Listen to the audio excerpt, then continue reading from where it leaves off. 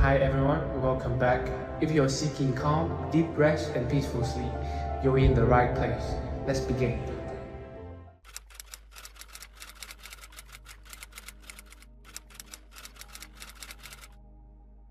For centuries, Zen masters have shared quiet truths about the art of acceptance and the flow of life. These are not teachings that require complex thought or deep analysis. They are simple, yet profound, truths that speak directly to our hearts. Before we begin, take a moment to settle in and perhaps share where you are and what time it is in your world. As we journey together through these stories, allow your breathing to become naturally slower and deeper. There is no need to rush, to understand everything perfectly, or to achieve anything at all. Let these ancient teachings simply wash over you like the gentle flow of a river. Each story we explore tonight invites you to discover the peace that comes with acceptance, the kind of peace that makes life feel lighter, like the effortless flow of water, and allows us to rest deeply at the end of each day. Zen wisdom reminds us that acceptance isn't something we must search for or fight to find. It is always here, within us, in this very moment. It is the quiet space between breaths. Relax. Take a slow, deep breath, and let's begin this journey together. Let's begin in a small, tranquil village, nestled between rolling hills and a gently flowing river. There lived a Zen master named Ryota. He was known far and wide for his deep understanding of life and the way he could help others find peace in the midst of their struggles. The river that ran through the village was a central part of his life, and he often spent time sitting by its banks, listening to its quiet, endless flow. It was here, in the stillness of nature, that many people came to him seeking guidance, looking for answers to the questions that weighed heavily on their hearts. One sunny afternoon, a young man named Akira arrived at the temple where Ryota lived. Akira was troubled. He had heard of the master's wisdom and hoped that he could find some peace for the restless turmoil that filled his mind. Akira had spent many months struggling with the challenges of life.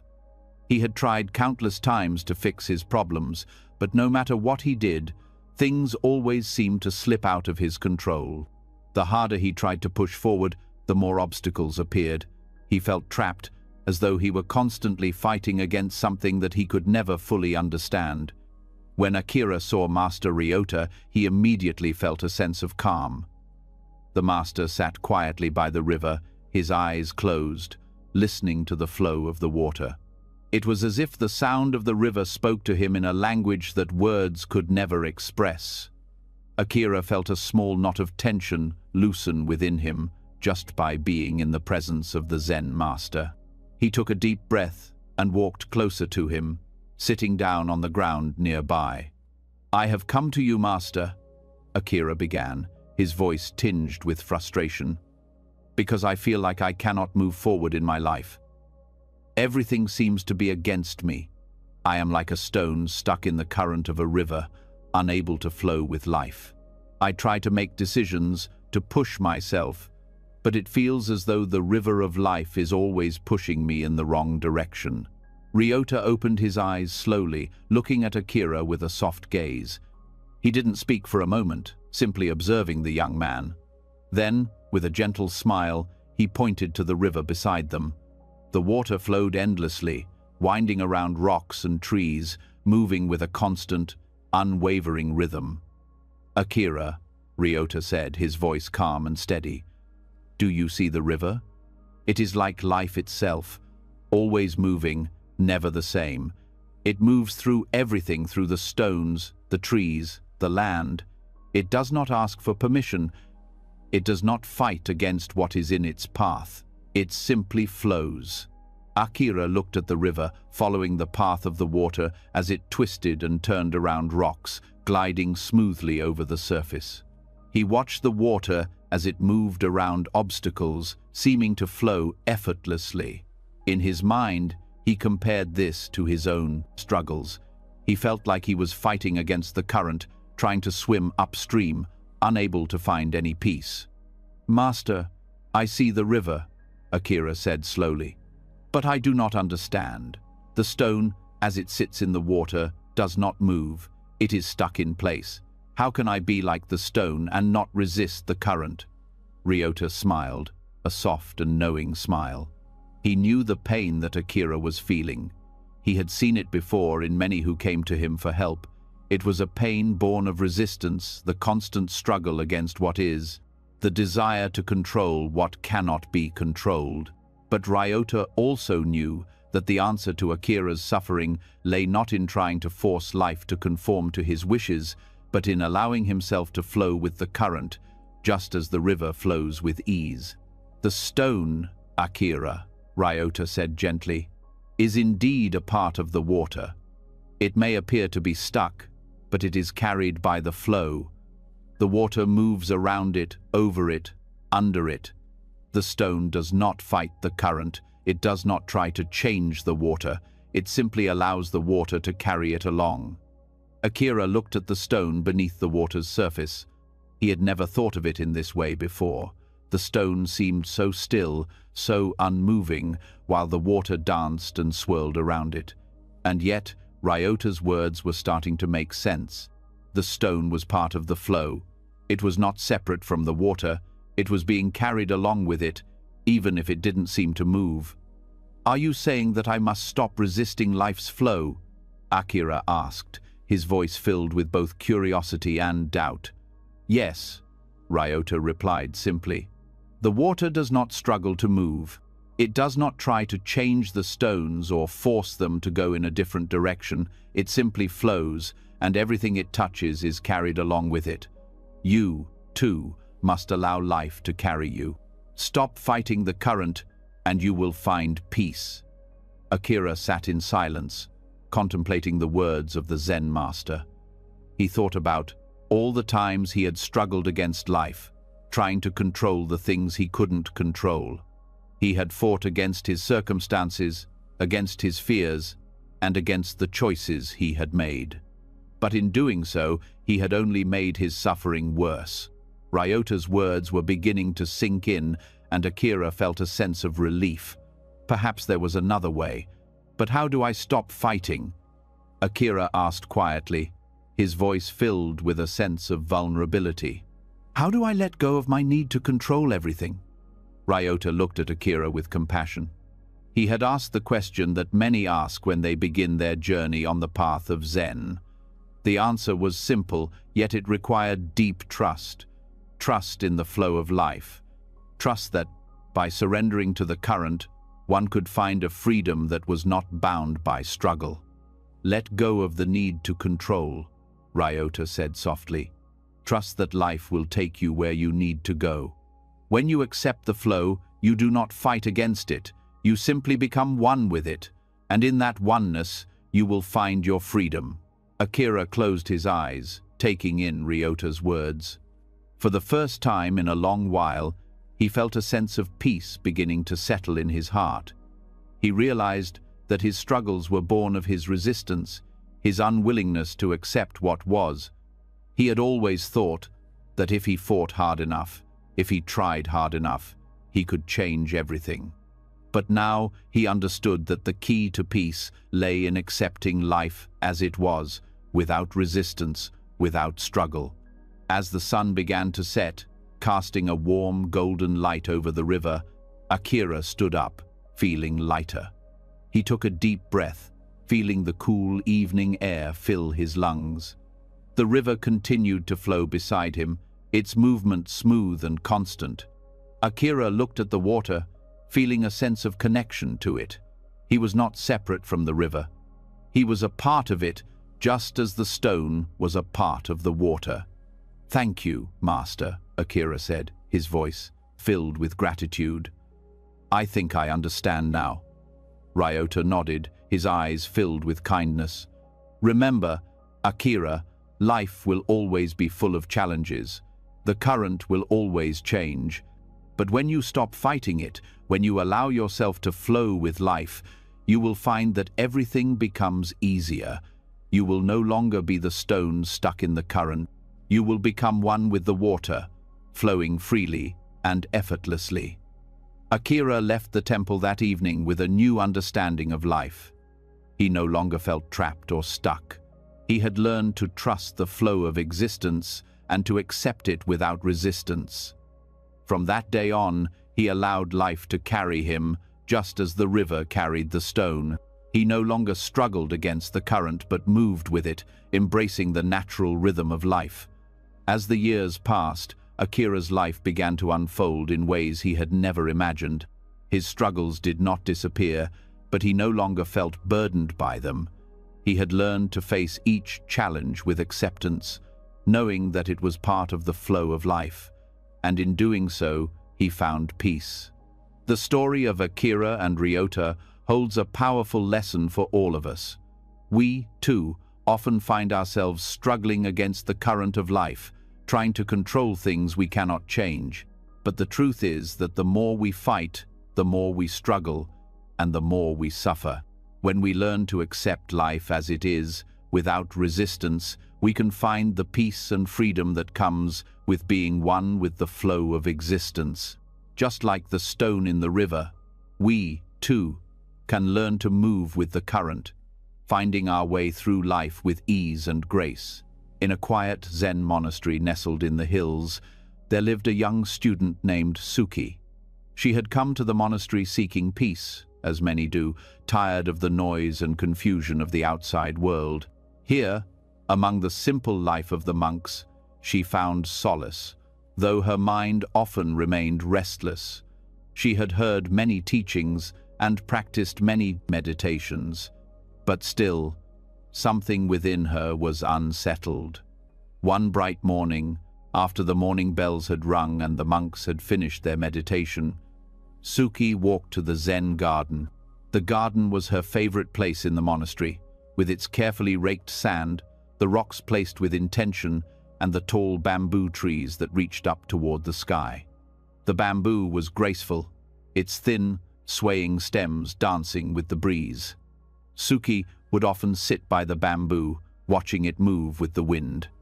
There was something peaceful about the way it seemed to bend without breaking, allowing the wind to pass through it, only to stand tall once the storm had passed. On one particular day, a heavy wind blew through the garden, stronger than any Suki had felt before. The bamboo trees bent low under the pressure, their stems leaning far over as the wind howled through the garden. Suki watched in awe as the bamboo swayed in the wind, its leaves rustling, bending lower and lower with each gust. Yet, the bamboo did not break. It did not fight the wind. It simply bent, allowing the wind to pass through it. Curious, Suki turned to her teacher, Master Tetsuya, who had been watching the scene from a distance. She approached him and asked, "Master, why does the bamboo bend in the wind instead of resisting? Why doesn't it stand firm and refuse to yield to the pressure?" Master Tetsuya smiled softly, his eyes glinting with the wisdom of a lifetime spent in the pursuit of truth. He had heard many questions like Suki's before, but he never tired of answering them, for each question was an invitation to share the timeless wisdom of the Zen tradition. He motioned for Suki to sit beside him on the bench, where they could both watch the bamboo together. "The bamboo bends because it is flexible, Suki," Master Tetsuya said, his voice calm and steady. "It does not resist the wind. It allows the wind to pass through it, to move it. In its flexibility, it remains strong. If the saxability, as and of plate, bamboo were to stand rigid, refusing to bend, it would break under the pressure of the wind. But because it yields, it survives. It grows stronger through the act of yielding, not resisting." Suki's eyes widened as she listened to her teacher. She had always thought of strength as something solid and unyielding, like a mountain that could not be moved by any force. But now she was hearing that true strength might lie in being able to bend, to flow with the current of life, instead of fighting against it. "I see," Suki said slowly.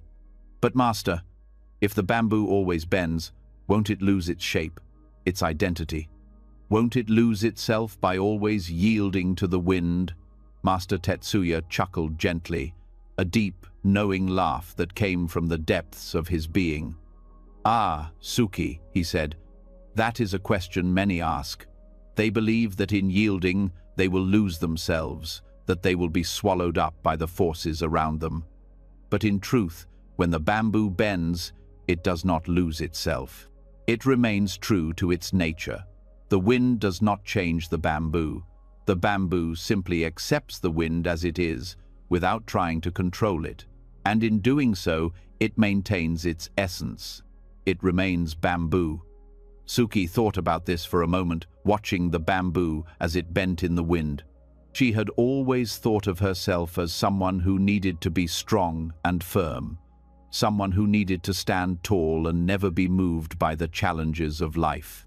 But the more she watched the bamboo, the more she realized that it was still the bamboo, even as it bent and swayed.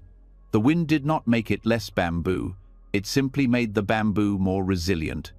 The bamboo's strength came from its ability to bend, to move with the wind, rather than resisting it.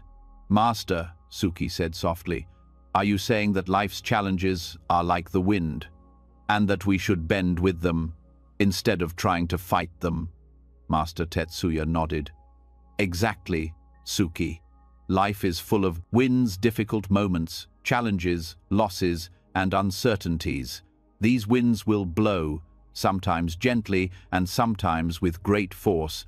If we try to resist them, if we try to stand firm and unyielding in the face of them, we will break, just as the bamboo would break if it tried to stand against the wind. But if we can learn to bend, to accept the winds as they are, we will find our strength in yielding." Suki sat in silence, absorbing the wisdom of her master's words. She had always thought of herself as someone who needed to control her circumstances, to make things happen according to her will. But now, she saw that there was another way, one that involved acceptance, flexibility, and the ability to flow with the forces of life, rather than fighting against them. As the wind continued to blow, the bamboo in the garden bent and swayed, its leaves rustling in the breeze. Suki could feel the rhythm of the wind, the way it moved through the garden, touching everything in its path. It was as though the wind was a reminder, a lesson from nature, showing her the way. She understood now that it was not the wind that caused the bamboo to bend, it was the bamboo's willingness to bend, its openness to the wind, that allowed it to survive and thrive. "Master, how do we learn to bend like the bamboo?" Suki asked, her voice filled with curiosity. "How do we learn to accept the winds of life, instead of resisting them?" Master Tetsuya looked at her with a gentle smile.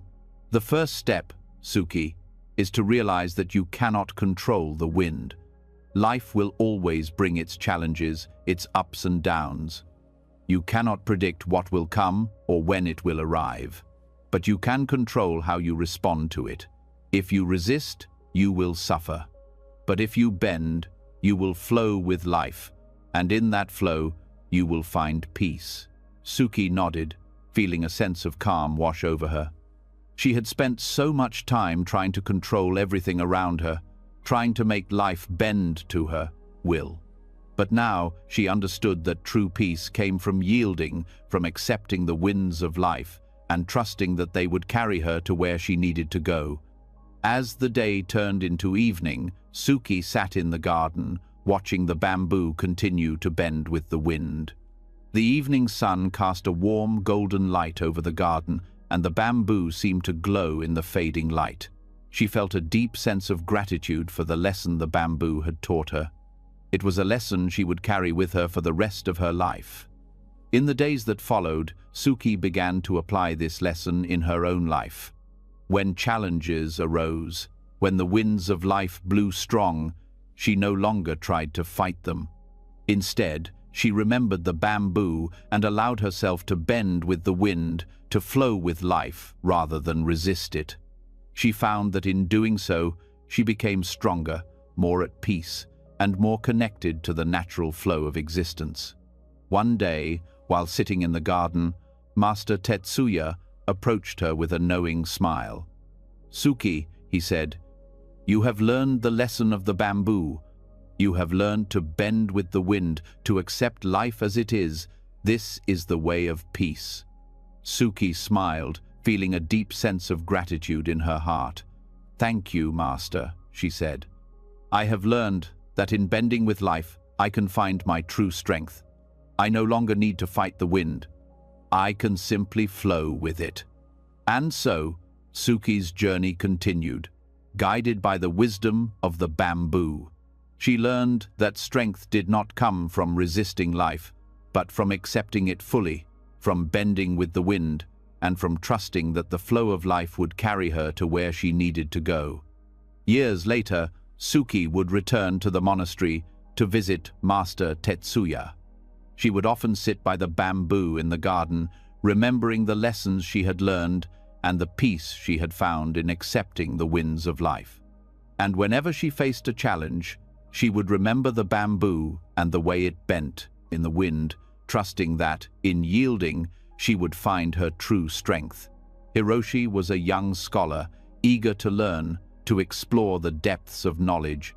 He had spent many years reading books, studying ancient texts, and debating with other scholars, hoping to find the key to the mysteries of life. But despite all his learning, something was missing. He felt as though he had reached the limits of his understanding, and no matter how many books he read or questions he asked, he was never truly satisfied. He longed for something deeper, something beyond the words and ideas that filled his mind. One day, Hiroshi heard about a Zen master named Kaito, who was known far and wide for his wisdom. People said that Master Kaito had the ability to reveal the deepest truths with the simplest of actions. Intrigued, Hiroshi decided that he must visit the master and seek his guidance. He hoped that Kaito would provide him with the answers to the questions that had been troubling him for so long. The journey to Master Kaito's temple was long and tiring, but Hiroshi didn't mind. He was filled with excitement and anticipation. As he approached the temple, he could see the peaceful gardens and the simple, humble structure of the building. Everything seemed calm and serene, a stark contrast to the restlessness that filled his mind. Upon arriving, Hiroshi was greeted by the Zen master, who invited him to sit and have tea. Master Kaito was a man of few words, and his presence seemed to radiate a quiet, steady energy. He didn't ask Hiroshi about his travels or the questions that had brought him to the temple. Instead, he simply went about the task of preparing tea. Hiroshi sat down, eager to begin. His mind was filled with so many questions, and he couldn't wait to share them with the master. He thought about asking about the nature of life, the meaning of suffering, the secrets of the universe. But before he could say a word, Master Kaito began to pour tea into his cup. The tea flowed smoothly, filling the cup with the warm liquid. But Kaito did not stop. He continued to pour, and soon the tea began to overflow, spilling onto the table. Hiroshi watched in shock as the tea poured over the sides of the cup, pooling on the table. "Master, stop! The cup is full!" Hiroshi cried, alarmed at the mess. But Master Kaito did not stop pouring. He continued to pour the tea, the liquid flowing over the edges of the cup and onto the table. Hiroshi stood up in a flurry, his mind racing. What was happening? Why wasn't the master listening to him? The tea kept spilling, and Hiroshi could feel his frustration building. Finally, after a long pause, Master Kaito stopped. He set the teapot down and looked at Hiroshi with a calm, steady gaze. The tea continued to spill onto the table, but Kaito seemed entirely unaffected by the mess. "Your mind is like this cup," Kaito said quietly. "You come to me full of questions, but until you empty yourself, no new knowledge can enter." Hiroshi stared at the overflowing cup, his thoughts swirling. He was confused. What did the master mean? His mind was full of questions, yes, but he had come to seek knowledge. How could he empty himself? Wasn't that the whole purpose of his visit? To fill his mind with wisdom? Kaito continued, his voice soft but clear. "You are like this cup, full to the brim. You are so full of your own ideas and thoughts that there is no space for anything new to enter. Just as the tea cannot fill the cup while it is already overflowing, knowledge cannot enter your mind while it is already full. Hiroshi felt a wave of understanding wash over him. He realized that for all his learning, he had never truly emptied his mind. He had been so focused on accumulating more knowledge that he had never stopped to consider whether he was truly open to receiving it. He had been filling his cup, but he had never emptied it to make room for something new. Master Kaito's words settled deeply within him. Hiroshi realized that his mind had been so preoccupied with seeking answers that he had failed to truly listen. He had come to the master expecting to be filled, but he had never stopped to consider whether he was open to being emptied first. Kaito's gaze softened. "You come to me with your questions, your thoughts, your knowledge, but to learn, you must first let go of what you think you know. Only then can you make room for something greater, something deeper. If your mind is always full, how can you hear the truth?" Hiroshi sat down slowly, the weight of the master's words pressing gently on his heart. He had always been focused on the need to know, the need to understand everything, but now he understood that true knowledge came not from accumulating answers, but from allowing the space for wisdom to enter. It wasn't about gathering more and more facts or ideas. It was about letting go of the clutter in his mind and being open to the simplicity of what was before him. "Master," Hiroshi said softly, his voice filled with newfound clarity, "how do I empty my mind?" Kaito smiled gently, his eyes filled with quiet wisdom. "You empty your mind by letting go of your attachment to knowledge. You let go of your need to be right, your desire to control what you know. You allow yourself to be open, to listen without judgment, without expectation. In that openness, you will find the truth." Hiroshi sat in silence, reflecting on what the master had said. He realized that in his quest for knowledge, he had been grasping at ideas and concepts, trying to fill himself with answers. But now he saw that true wisdom didn't come from holding on tightly to the things he thought he knew. It came from letting go, from emptying himself of preconceived notions and allowing the present moment to reveal its own truth. Master Kaito continued to sit quietly beside him, the tea still spilling onto the table. Though the master seemed entirely at peace, Hiroshi looked at the teapot, at the overflowing cup, and understood that his mind had been like that cup full of ideas, expectations, and desires. It wasn't until he let go of his attachment to these things that he would be able to truly receive new knowledge. The next morning, Hiroshi woke early, before the sun had risen. He walked through the temple grounds, his mind calmer, quieter than it had been in years. He had learned that true knowledge wasn't about filling his mind with more information, it was about emptying it of the things that cluttered it, allowing himself to be present, to be open, and to listen. In the days that followed, Hiroshi practiced what Master Kaito had taught him. He let go of his need to accumulate knowledge, to be the smartest person in the room. Instead, he began to approach life with a sense of openness, of curiosity. He allowed himself to listen, truly listen, to the world around him, to the people he met, and to the stillness of his own mind. One afternoon, Master Kaito invited him back to the tea table. This time, when Hiroshi sat down, there was no rush, no urgency to speak. He was simply present. Master Kaito poured tea into his cup. But this time, Hiroshi held the cup steady, knowing that it wasn't about how much tea he could hold, but about the space he allowed to be filled. As Master Kaito poured the tea, Hiroshi felt the warmth of the liquid fill the cup, and in that simple moment, he understood. The cup did not need to be overflowing. It only needed to be full enough to hold what was necessary. Just as his mind did not need to be full of answers, it only needed to be open enough to receive the wisdom of the present moment.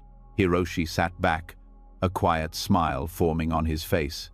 He realized that in emptying his mind, he had made space for true knowledge to enter. And in that openness, he found peace. Years later, people would come to Hiroshi, eager to hear his teachings. They would ask him about the secrets of wisdom, about the mysteries of life. And with a gentle smile, Hiroshi would always say the same thing. "I learned from a wise man that a full cup cannot hold anything new. You must first empty yourself, and only then will you find the space to receive what is truly important." On a warm summer afternoon, the sun cast long shadows across the temple grounds. The air was still, and the sounds of the birds and rustling trees were the only things that could be heard. A young monk named Shinji sat outside, gazing at the distant mountains that rose proudly against the sky. Shinji had spent many years at the temple, and yet there were still many questions that filled his mind.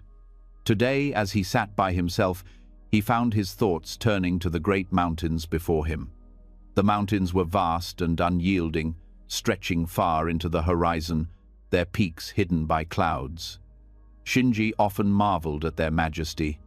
But today, as he sat in the warmth of the afternoon, his thoughts were drawn to something else, the clouds.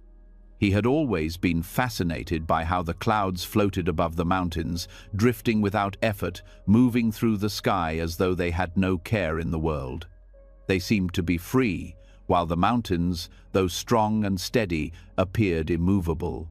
Shinji turned to his teacher, Master Yuto, who was sitting nearby, lost in thought. The master had lived in the temple for many years and was known for his deep wisdom. He had taught many students, but Shinji always felt that his teachings held a special meaning, even though sometimes the lessons were not immediately clear. "Master," Shinji began, his voice filled with curiosity, "why do the clouds float so effortlessly above the mountains?" Master Yuto looked up at the mountains for a moment, his expression calm and serene. Then he turned to Shinji and smiled gently. "The mountain does not struggle to rise," he said slowly, "nor does the cloud fight to stay. Both accept their place in the world, and thus they are at peace."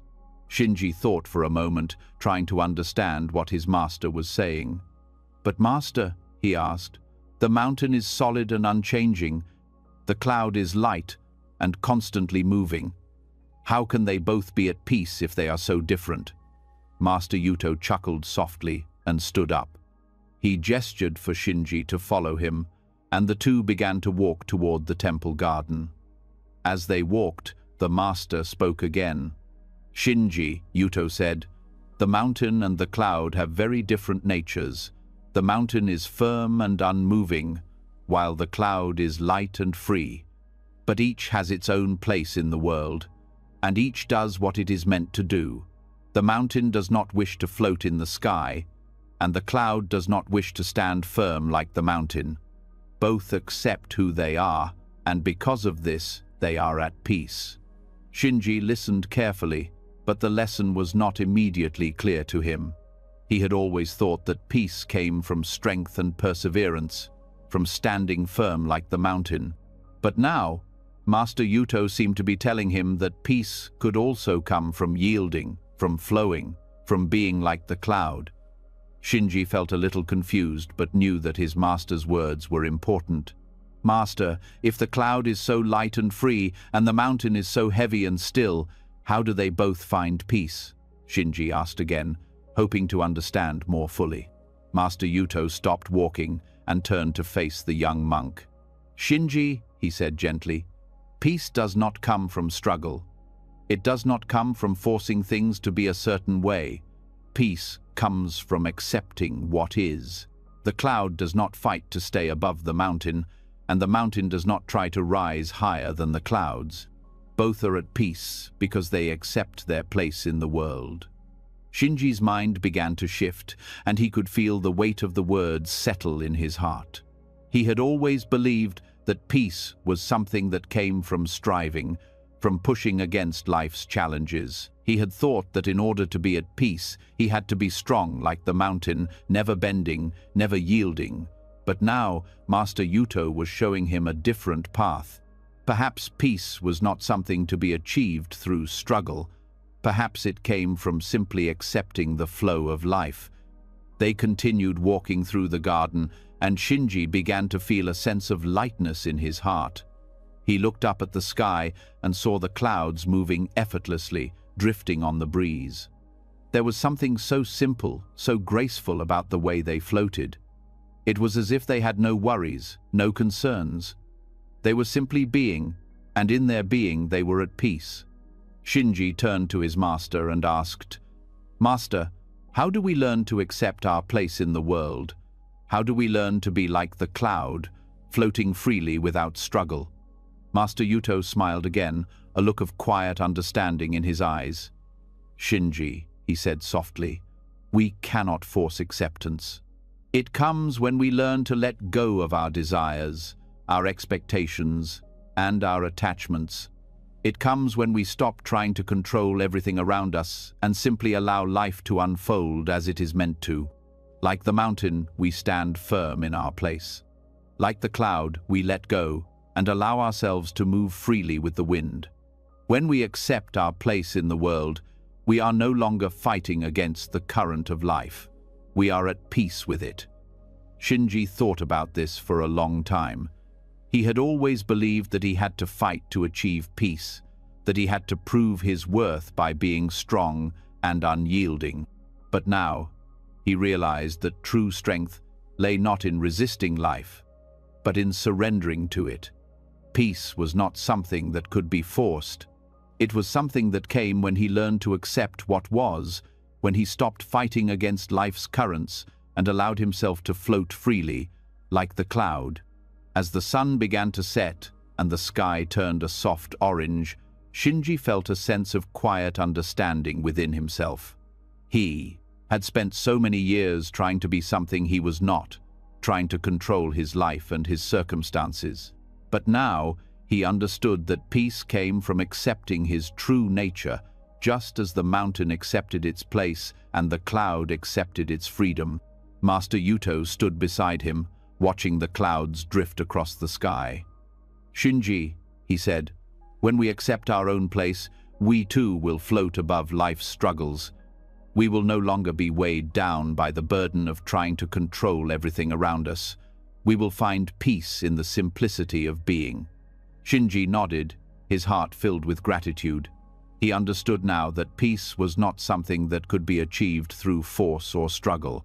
It was something that came when he let go of his need to control and allowed himself to be. Like the mountain and the cloud, he could find his place in the world and accept it with grace. As they returned to the temple, Shinji felt lighter than he had in years.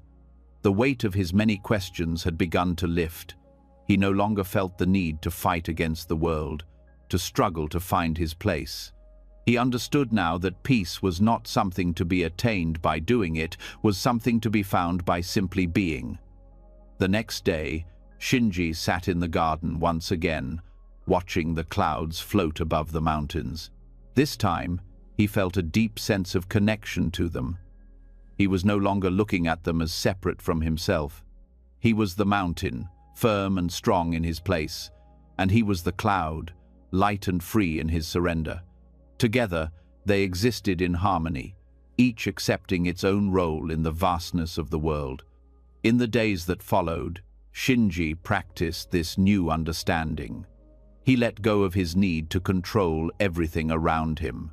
He allowed himself to flow with life, to accept his place in the world without resistance. As he did, he found that his heart became lighter, his mind clearer, and his spirit more at peace.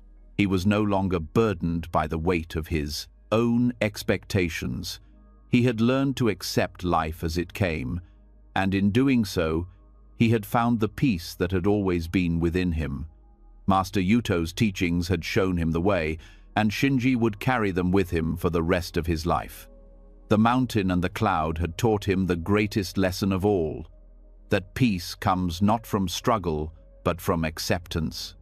When we accept our place in the world, we, too, will float above life's struggles, free and at peace.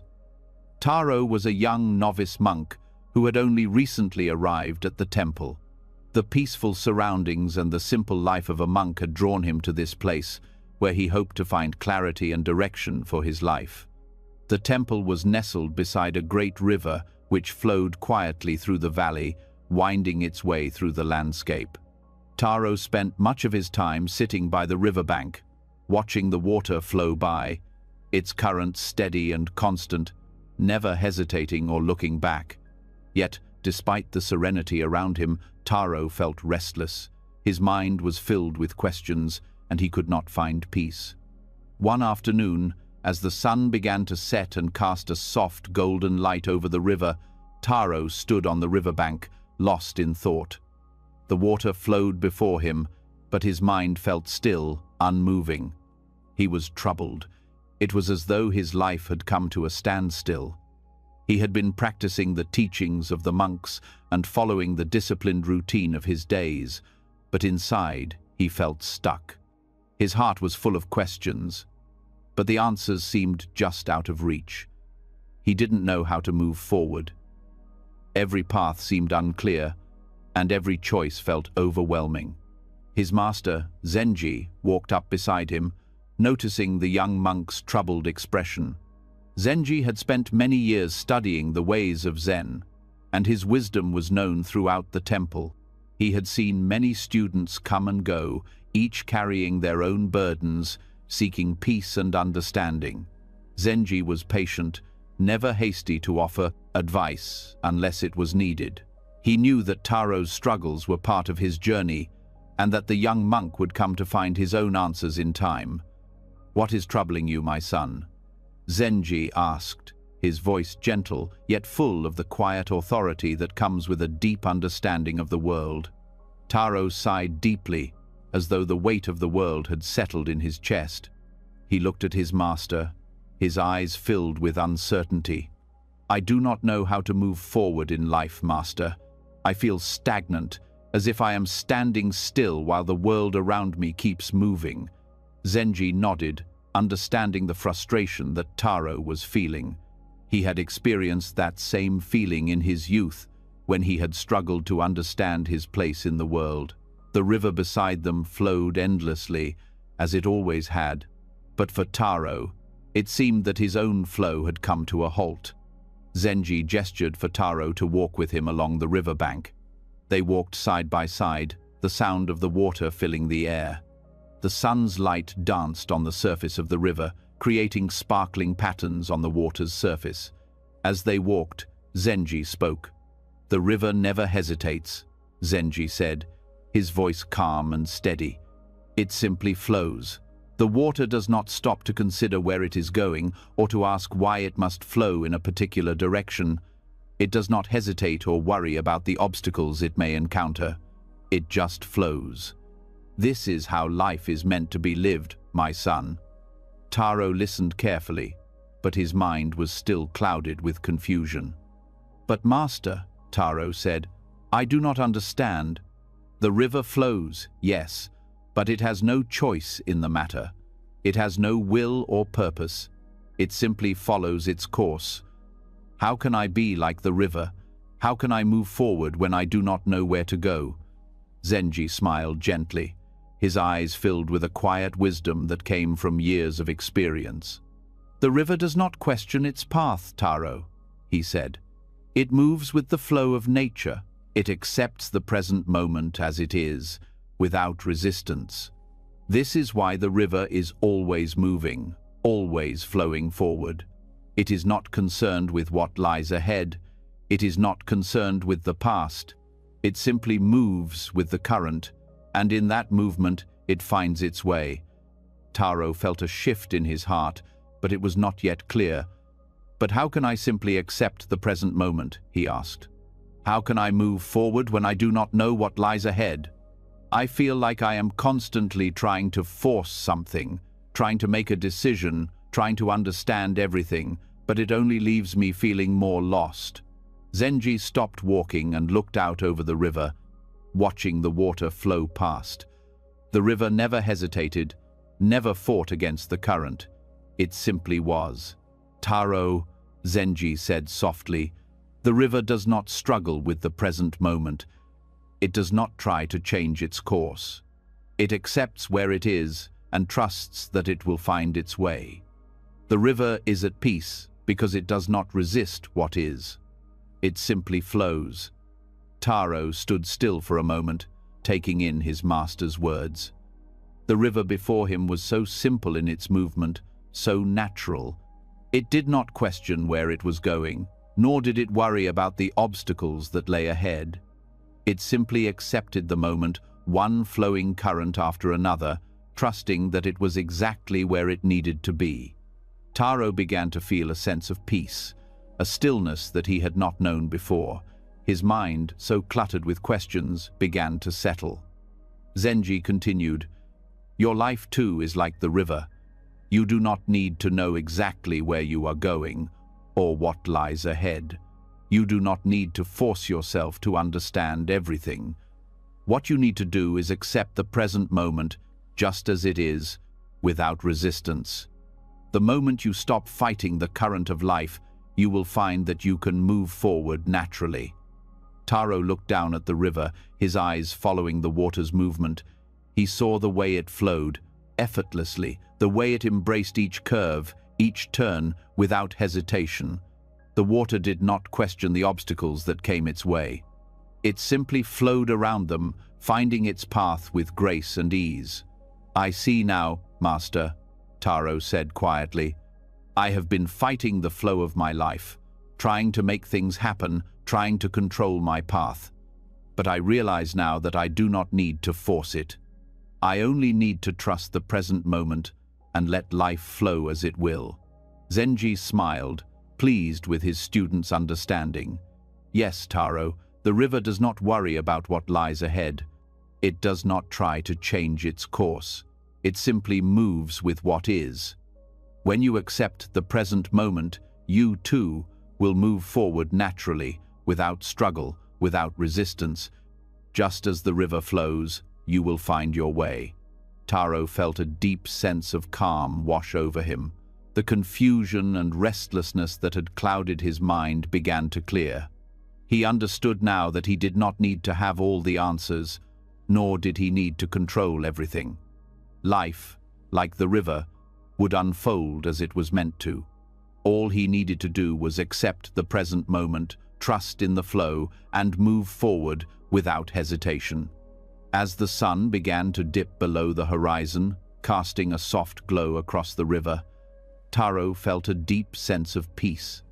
The river's steady flow mirrored the quiet acceptance in his heart. He no longer felt the need to force things or to worry about what lay ahead. He had learned that true peace came from accepting life as it was, in the present moment. From that day forward, Taro approached each moment with a new understanding. He no longer fought against the current of life. Instead, he moved with it, trusting that it would carry him to where he needed to go. The river had taught him a valuable lesson: to accept the present, to flow with life, and to trust that everything would unfold as it should. And so, Taro continued his journey, no longer burdened by the weight of uncertainty, but free in the flow of life. Each step he took was light, each moment filled with peace. The river, like the present moment, carried him forward, naturally and effortlessly. He no longer struggled, for he had learned the true power of acceptance. Years later, Taro would return to the riverbank, now an older monk, and reflect on the lesson he had learned all those years ago. The river, as it always had, flowed steadily beside him. It had never hesitated, never resisted, and in its flow, it had found its way. Taro, too, had found his way by accepting the present moment, moving forward with ease and grace, trusting in the flow of life. And in that trust, he had found peace. In a small village nestled in the hills, there lived a kind woman named Hana. Every day, she would walk to the river to fill 2 large pots with water. The sun would rise early, and Hana, with her long braided hair and simple clothes, would begin her walk, the cool morning air on her face. She carried the pots carefully, balanced on a wooden pole that rested across her shoulders. She would walk back to her house, carefully navigating the winding paths that led through the village. One of the pots was new, solid, and held water perfectly. The other was cracked. Hannah had used this pot for many years. Despite its age, it was still functional, though it leaked a small amount of water along the way. Each time she made the journey, the cracked pot would lose a little more of its contents, leaving a small trail of water behind her. The new pot, on the other hand, carried its full load without any problem. One day, as Hannah was returning home with her 2 pots, her neighbor, Jiro, was working in his garden. He noticed the water dripping from the cracked pot and called out to Hannah, who was slowly making her way up the path. "Hannah," Jiro said, "why do you continue to use this cracked pot? Why not replace it with a new one like the other? It's wasting water, and it's not doing its job properly." Hannah smiled gently, setting the pots down beside the flowers in her garden. She knew that Jiro often had a practical way of looking at things. To him, the cracked pot was a problem, something that needed to be fixed or replaced. He did not see the beauty in its imperfection, as she did. "The cracked pot has its own purpose," Hannah said, her voice calm and filled with understanding. "It may leak water, but it also leaves a trail of water behind me. As I walk, it nourishes the flowers along the path. It brings life to them in a way that the other pot cannot. Even in its imperfection, it serves a purpose. The flowers would not grow as they do without the water it leaves behind." Jiro looked at the flowers, which bloomed brightly along the path where Hannah walked. They were beautiful, their petals vibrant with life. He had never thought about the cracked pot in that way. To him, it had always seemed like a burden, something that needed to be fixed or replaced. But now, he saw that the pot was doing something the other pot could not. It was leaving something behind, a gift that nourished the flowers. Hannah continued, her eyes gentle and wise. "You see, Jiro, in life, we all have our cracks and imperfections. But these imperfections are not something to be ashamed of. They are part of what makes us who we are. Just like this pot, we have flaws. But those flaws can bring beauty and life to the world in ways we might not always understand." Jiro stood quietly, thinking about Hannah's words. He had always believed that perfection was the goal, that only things that were whole and unbroken were valuable. But Hannah was teaching him something different, that even in imperfection, there could be beauty, and even the broken parts of life could be a source of nourishment for others. Hannah's smile deepened as she gestured to the flowers. "Do you see how the flowers grow so well along the path? The cracked pot is not just a broken vessel, it is a tool of nature, a way of bringing life to something that might otherwise be forgotten. Its flaw, its imperfection, creates the space for something new to grow. The water that drips from it feeds the earth, giving life to the flowers.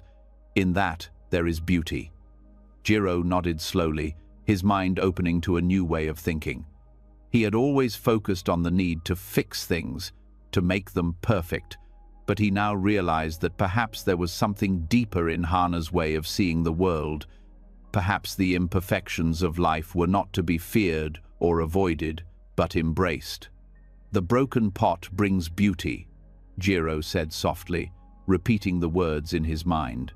"It nourishes the flowers in a way that the other pot cannot." Hannah's eyes sparkled with a gentle wisdom. "Exactly, Jiro. The pot's imperfection is not a curse, but a blessing.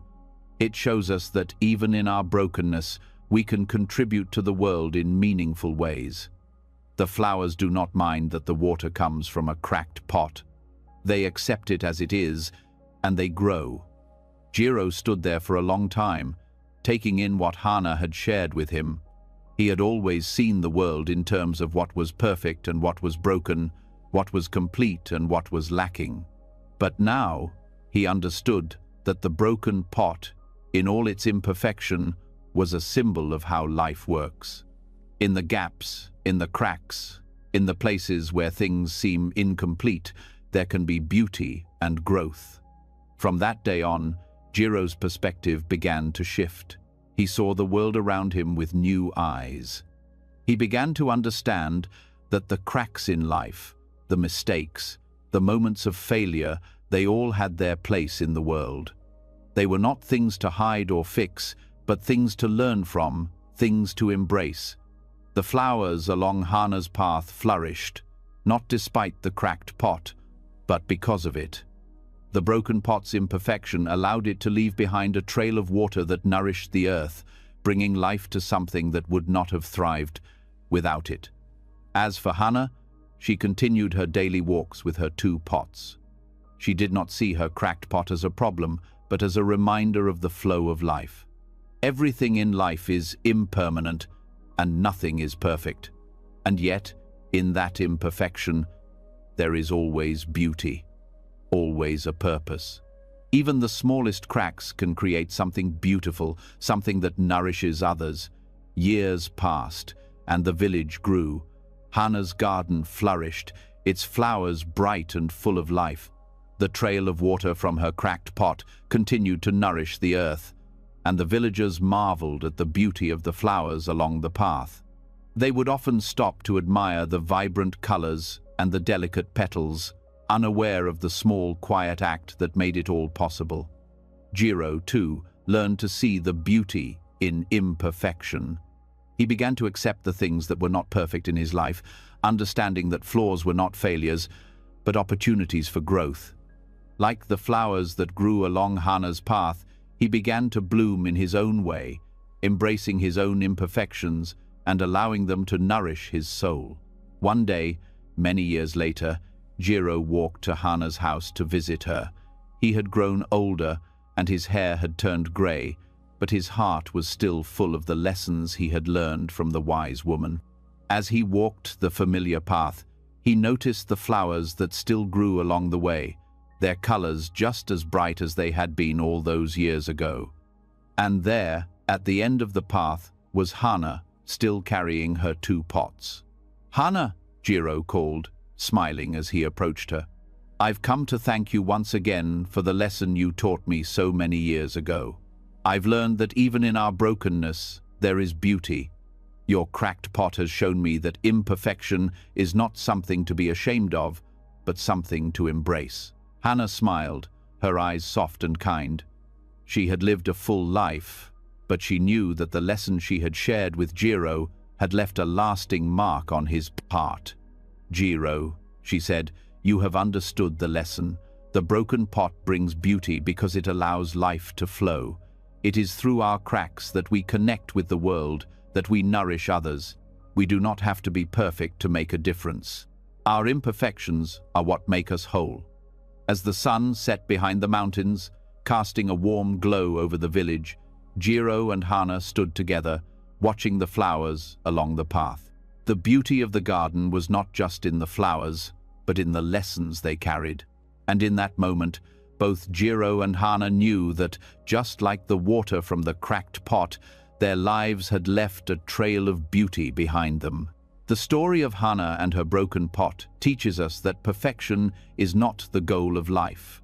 We do not have to be flawless to make a difference in the world. It is in our cracks, in our imperfections, that the beauty of life flows. Just as the broken pot nourished the flowers along the path, so too can our own imperfections nourish the world around us. When we accept our flaws, we allow ourselves to be part of the flow of life, bringing beauty and meaning to all we touch. Even in imperfection, there is a flow of life. In a peaceful Zen temple, nestled in the hills where the air was fresh and the world moved slowly, there lived a young monk named Daichi. He had come to the temple to learn the ways of Zen, seeking wisdom and peace from his master, Yuto. Daichi was eager to understand the deeper truths of life. But like many young monks, he was full of questions, restless with the desire to grasp the teachings quickly. Master Yuto was a patient man, one who had spent many years cultivating a calm and still mind. He knew that the path to peace was not rushed, and that wisdom would come when Daichi was ready to receive it. Each day, Daichi followed his master's instructions, performing the simple tasks that made up the daily routine of temple life. Among these tasks was one that Daichi had been asked to do every morning: to rake the Zen garden. The Zen garden was a beautiful, quiet space filled with smooth stones, tiny raked sand patterns, and carefully placed rocks. It was a place of simplicity, yet it held a deep meaning. Master Yuto had told Daichi that raking the garden was a way to clear the mind, to find stillness, and to connect with the present moment. At first, Daichi found the task soothing. The rhythmic motion of the rake, the gentle brushing of the sand, brought him a sense of calm. But after a few days, Daichi began to feel frustrated. He would rake the garden in the same pattern every time, moving the rake in the same way, back and forth. The sand would look neat and orderly, but as soon as the wind blew or someone stepped on it, the patterns would be disturbed, and Daichi would have to start all over again. One morning, after days of raking the same patterns, Daichi approached Master Yuto with a question that had been bothering him. He had been raking the garden, but he wasn't sure if it was making any difference. "Master," Daichi said, his voice tinged with frustration, "why do I rake the garden in the same pattern every time? Doesn't it seem pointless? Every time I finish, the wind blows or someone walks through, and the patterns are gone. Why do I keep doing this?" Master Yuto looked at Daichi with a gentle smile. He had been waiting for this question. His answer would not come in words alone, but in the experience of the task itself. "The purpose is not the pattern itself, Daichi," Yuto said slowly, his voice calm and steady. "The purpose is the act of raking. In the simple, repetitive motion, there is acceptance and flow. Do the task fully, and you will see its wisdom." Daichi looked at his master, unsure of what he meant. He had expected a more direct answer, perhaps a deeper explanation of the meaning behind the garden or the raking. But Yuto's words seemed to suggest that there was something more in the process itself, in the act of doing the task without focusing on the results. "Do the task fully," Yuto repeated. "When you rake, do not think about the pattern or about what will happen to the garden after you finish. Focus only on the raking. In the motion of the rake, in the sound of it moving through the sand, there is a rhythm, there is an acceptance of what is. This is the way of Zen." Daichi was quiet, still unsure. He had been focused so much on the results, on the perfect pattern in the sand, that he had not been present in the task itself. He had been thinking of the end goal, and in doing so, had missed the beauty in the process. Master Yuto continued, "When you rake, you are not just making patterns in the sand, you are clearing your mind. You are bringing your attention to the present moment, letting go of everything else. The pattern in the sand is not important. What matters is the experience of raking, the movement, the sound, the flow of the action. When you let go of the need to control the result, you can experience the peace in the task itself." Daichi stood still for a moment, letting the words sink in. He looked down at the garden, the sand that had been raked the same way every day, but now he saw something different. He saw the simplicity in the task. He saw the beauty in the motion of the rake, the way it moved smoothly through the sand, creating gentle lines. He saw the way the wind would come and shift the patterns, only to have them return again when he raked once more. It was not about achieving a perfect, unchanging design. It was about the process, the constant motion, the rhythm, the way the garden could never be fixed or permanent, but always alive and changing. The garden, like life itself, was always in motion, always moving, and that was its beauty. The next morning, Daichi approached the Zen garden with a new perspective. This time, he did not focus on the patterns he was making. He simply raked, feeling the motion of the rake, listening to the sound as it moved through the sand. The repetitive task became a meditation. Each stroke of the rake was a moment of presence. Each moment was enough. He stopped thinking about the wind or about the footsteps that might disturb the sand. He stopped worrying about the result and focused on the doing. As he raked, Daichi felt a sense of calm that he had not felt before. His mind, which had been filled with questions and doubts, became still. In the act of raking, he found peace. The garden, in all its simplicity, became a mirror for his own mind. Just as the garden changed with each stroke, so too did his mind, becoming more clear and peaceful with each passing moment. The task was not to be done perfectly, but to be done with attention, with presence. Master Yuto watched from a distance, seeing the change in Daichi.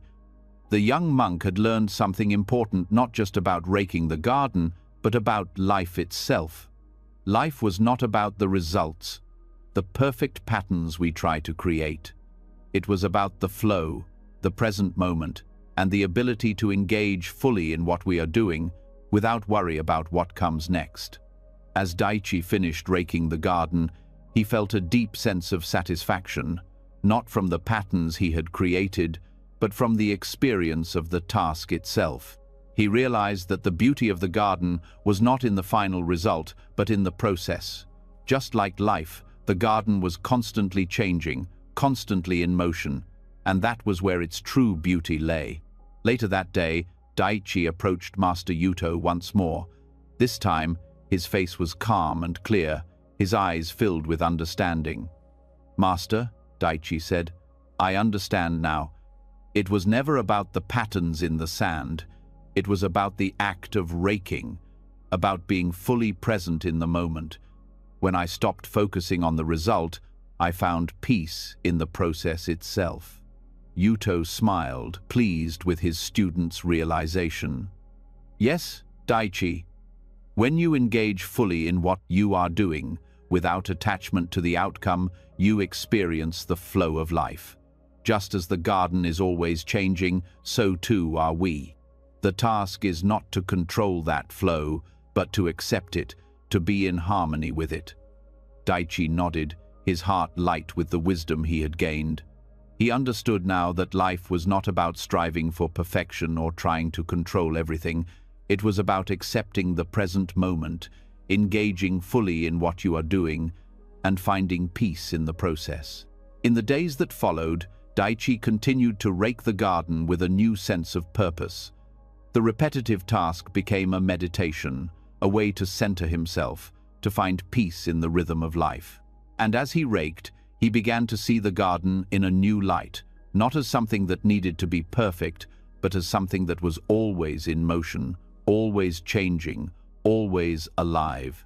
The Zen garden had taught him the most important lesson of all, that peace is not something we achieve, but something we experience in the present moment, through simple acts of attention and acceptance. Just as the sand in the garden was shaped by each stroke of the rake, so too was Daichi's mind shaped by his ability to be present and to flow with the rhythms of life. Years later, when Daichi became a master himself, he would teach his students the same lesson he had learned from Master Yuto. He would show them the Zen garden, the rake, and the simple act of raking. And he would tell them that true wisdom lies not in the patterns we try to create, but in the way we engage with the present moment, fully and without expectation. In the flow of life, there is peace. Kaito was a young monk at a quiet Zen temple nestled in the mountains. His presence was peaceful, and his actions were calm, yet he was known for speaking little. The other monks had grown accustomed to his quiet nature, but visitors often found his silence curious. They would wonder about him, sometimes asking the other monks why he said so little, and some would even try to coax him into speaking more.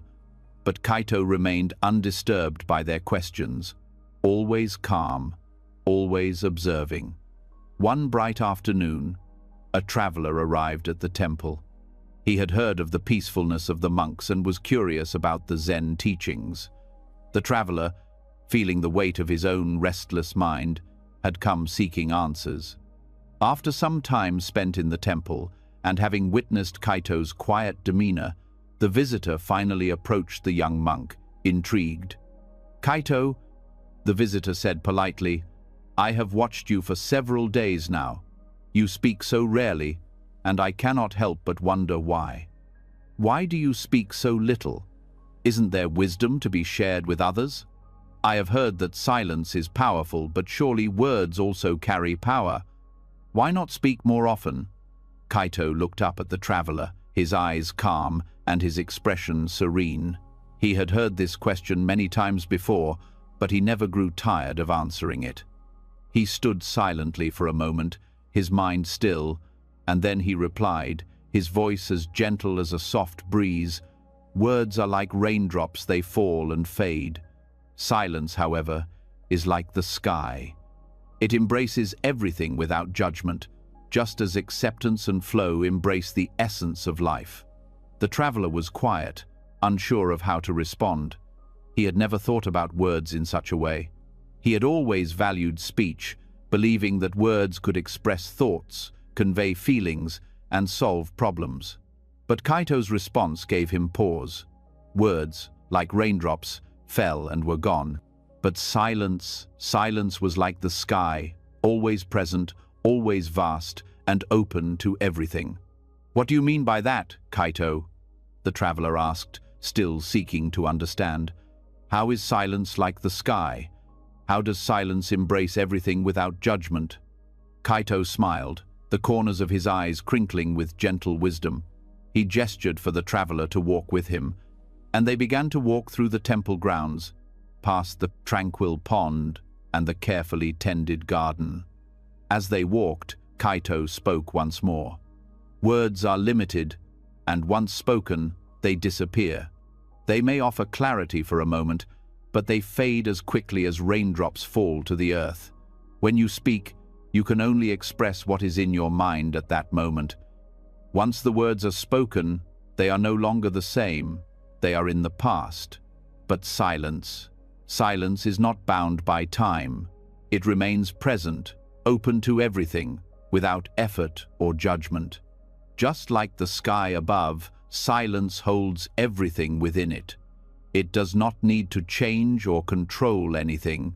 It simply is." The traveler listened intently. He had never considered that silence could be so profound. He had always thought that silence meant emptiness.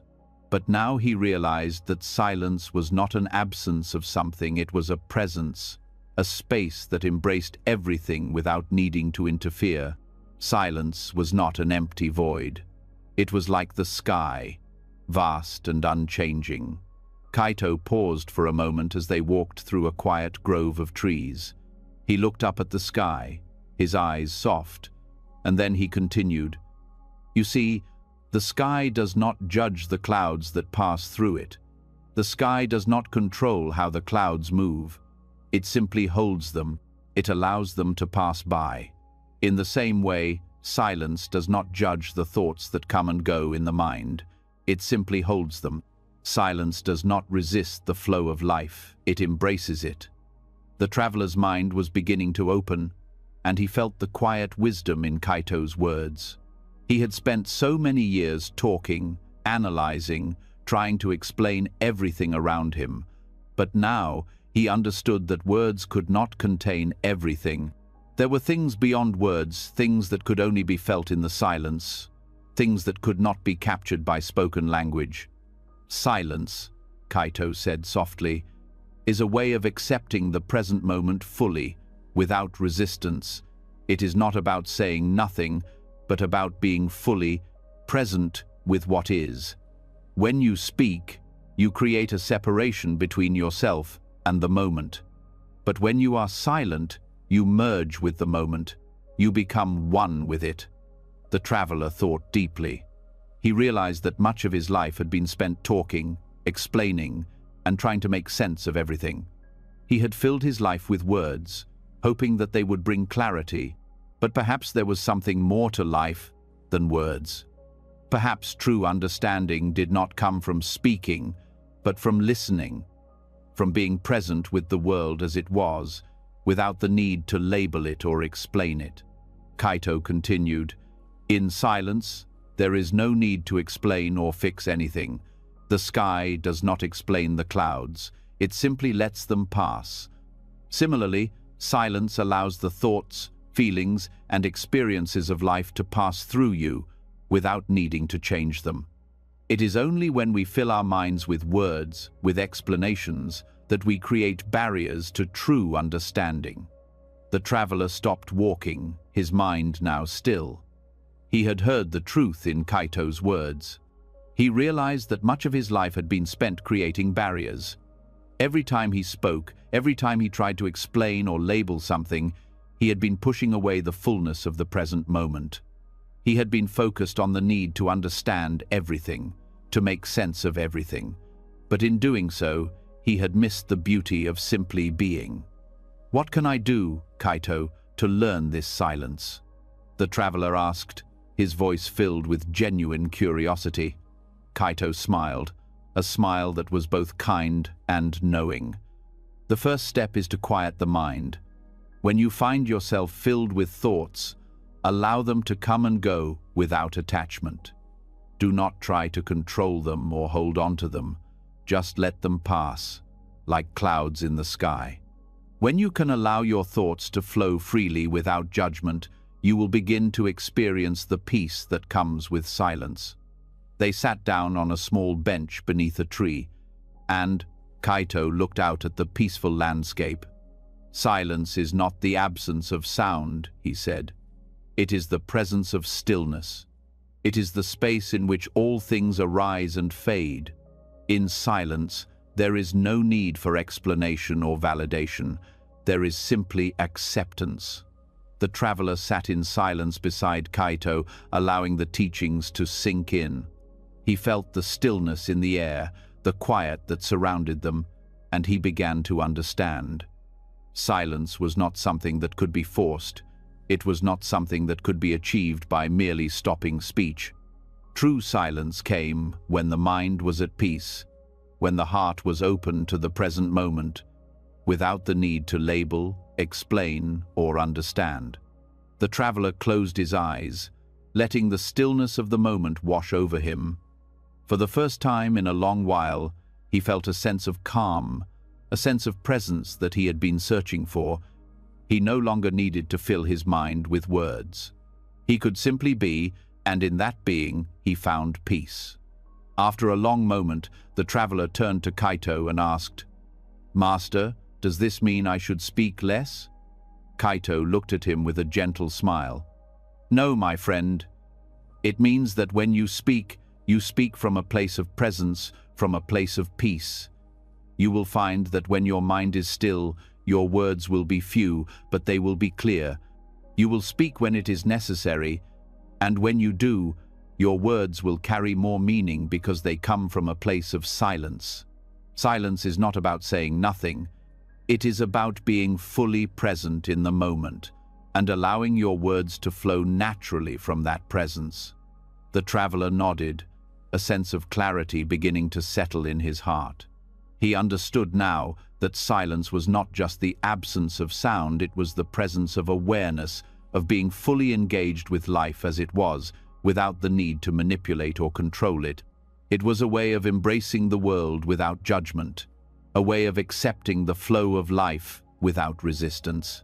As the sun began to set, casting a warm glow over the temple grounds, Kaito stood up, ready to return to his duties. The traveler stood with him, feeling a deep sense of gratitude. "Thank you, Kaito," the traveler said. "Your words have brought me peace."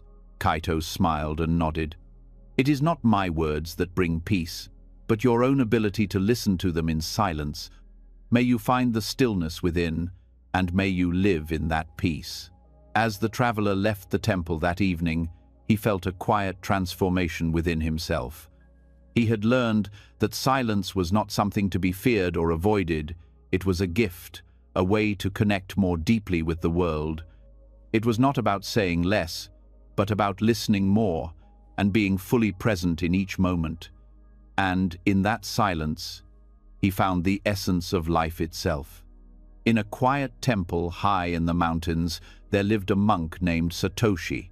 He was known throughout the land not for his words, but for his peaceful presence. Satoshi lived a simple life. His days were filled with the quiet rituals of the temple, meditation, sweeping the grounds, tending the garden, and sharing meals with the other monks. He rarely spoke of profound teachings or great wisdom, but those who spent time with him always felt a deep sense of peace. One day, a traveler arrived at the temple, weary from his long journey. He had heard stories of the monks and their wisdom, and he was eager to learn more. As he entered the temple, he was greeted warmly by the monks, and after some time, he found himself sitting across from Satoshi.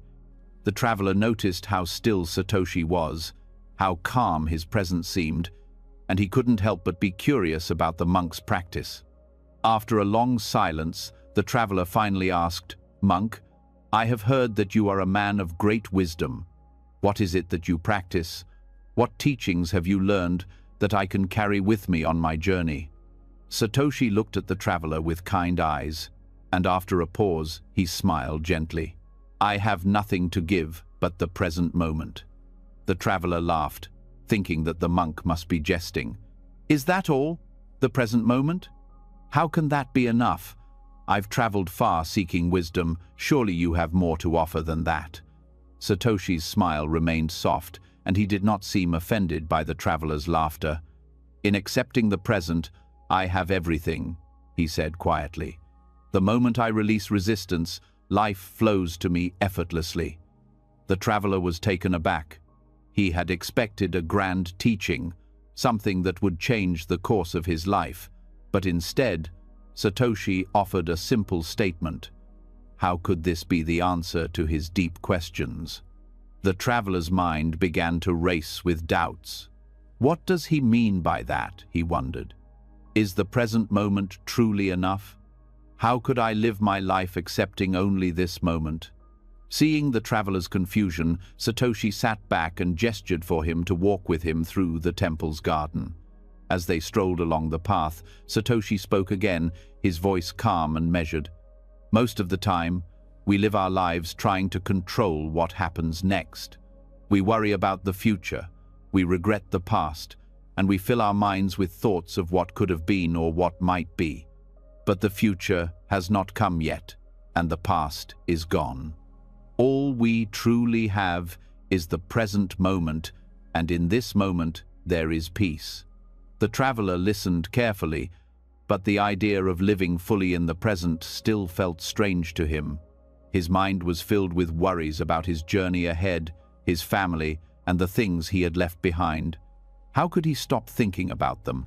How could he focus only on the present when his life was so full of concerns? Satoshi seemed to sense the traveler's struggle and stopped walking.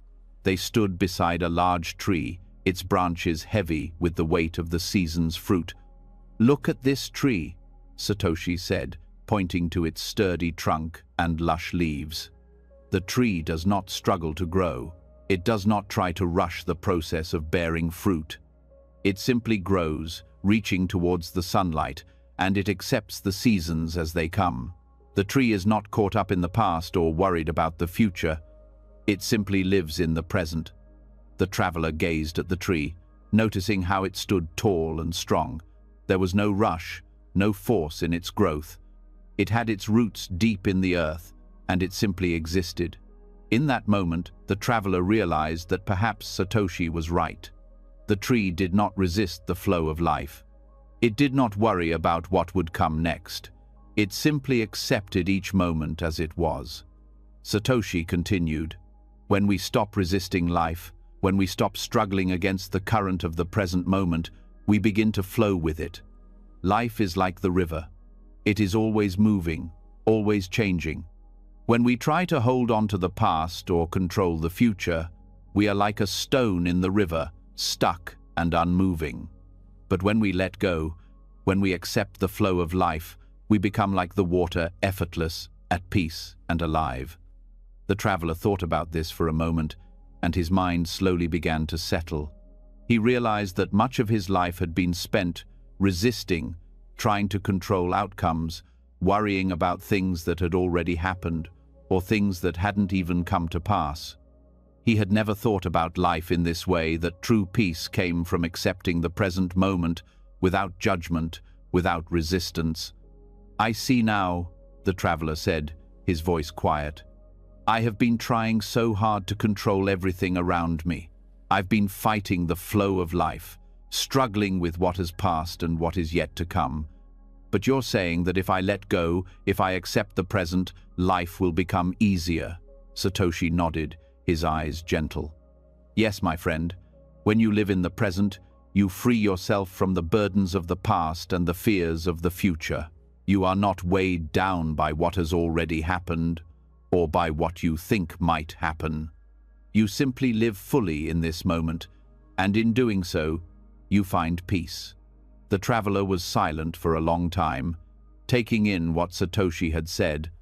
For the first time, he felt a sense of lightness in his heart. He had been carrying so much regret, worry, and the weight of trying to control everything. But now, he understood that peace did not come from effort or control. It came from surrender, from acceptance of what was.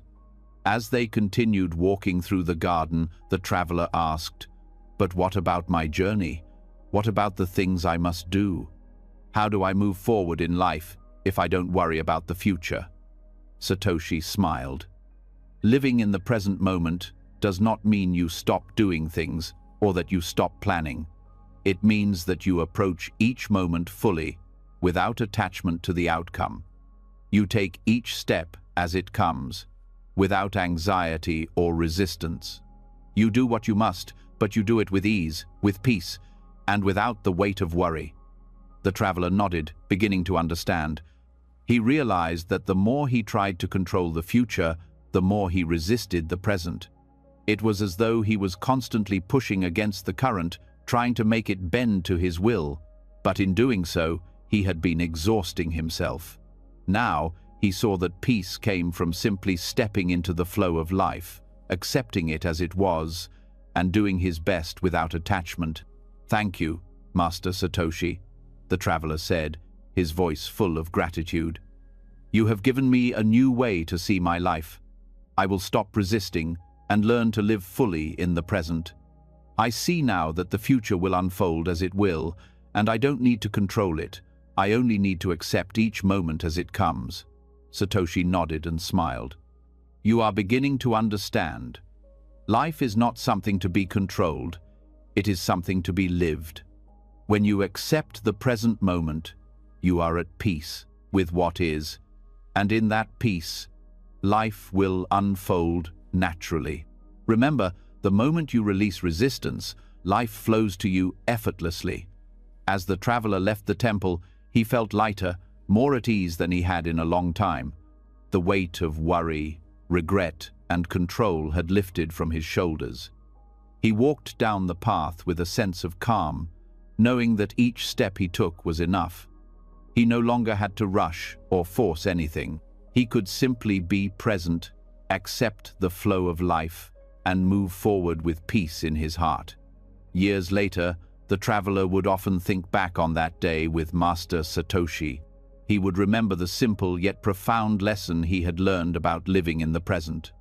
He would smile and say to others, "I learned from a wise monk that in accepting the present moment, we have everything. The moment we release our resistance, life flows to us effortlessly." And with that understanding, the traveler lived the rest of his days, no longer burdened by the need to control the future or dwell in the past. He embraced each moment fully, and in that acceptance, he found the peace he had been searching for all along. Keiko was a young student at a quiet Zen temple in the hills. She had come to the temple seeking peace, eager to learn the ways of meditation and to quiet her restless mind. She had heard stories of the stillness and serenity that came with meditation, and she longed to experience that same peace for herself. But despite her best efforts, Keiko found that the more she tried to meditate, the more her thoughts seemed to race. Each day, she sat in the meditation hall, her legs crossed and her hands resting in her lap. She focused on her breathing, trying to calm her mind. But no matter how hard she tried, her thoughts would not quiet. They came and went like the wind, fast and restless. She would think about the events of the day, the worries in her heart, and the things she had yet to accomplish. Each time a thought came, Keiko would try to push it away, but it only seemed to return stronger, filling her mind with noise. After days of frustration, Keiko finally approached her teacher, Master Zeno. Zeno was an old monk who had spent many years in quiet meditation. His presence was calm, and his movements were slow and deliberate. He had seen many students come and go, each with their own struggles, but he knew that the path to peace was not always an easy one. "Master," Keiko said, her voice filled with frustration, "I sit and sit, yet my thoughts do not quiet. I try to meditate, but it feels as if my mind is always racing. What am I doing wrong?" Zeno looked at Keiko with understanding. He had seen her struggle, but he knew that the answer was not in trying harder or forcing her mind to be still.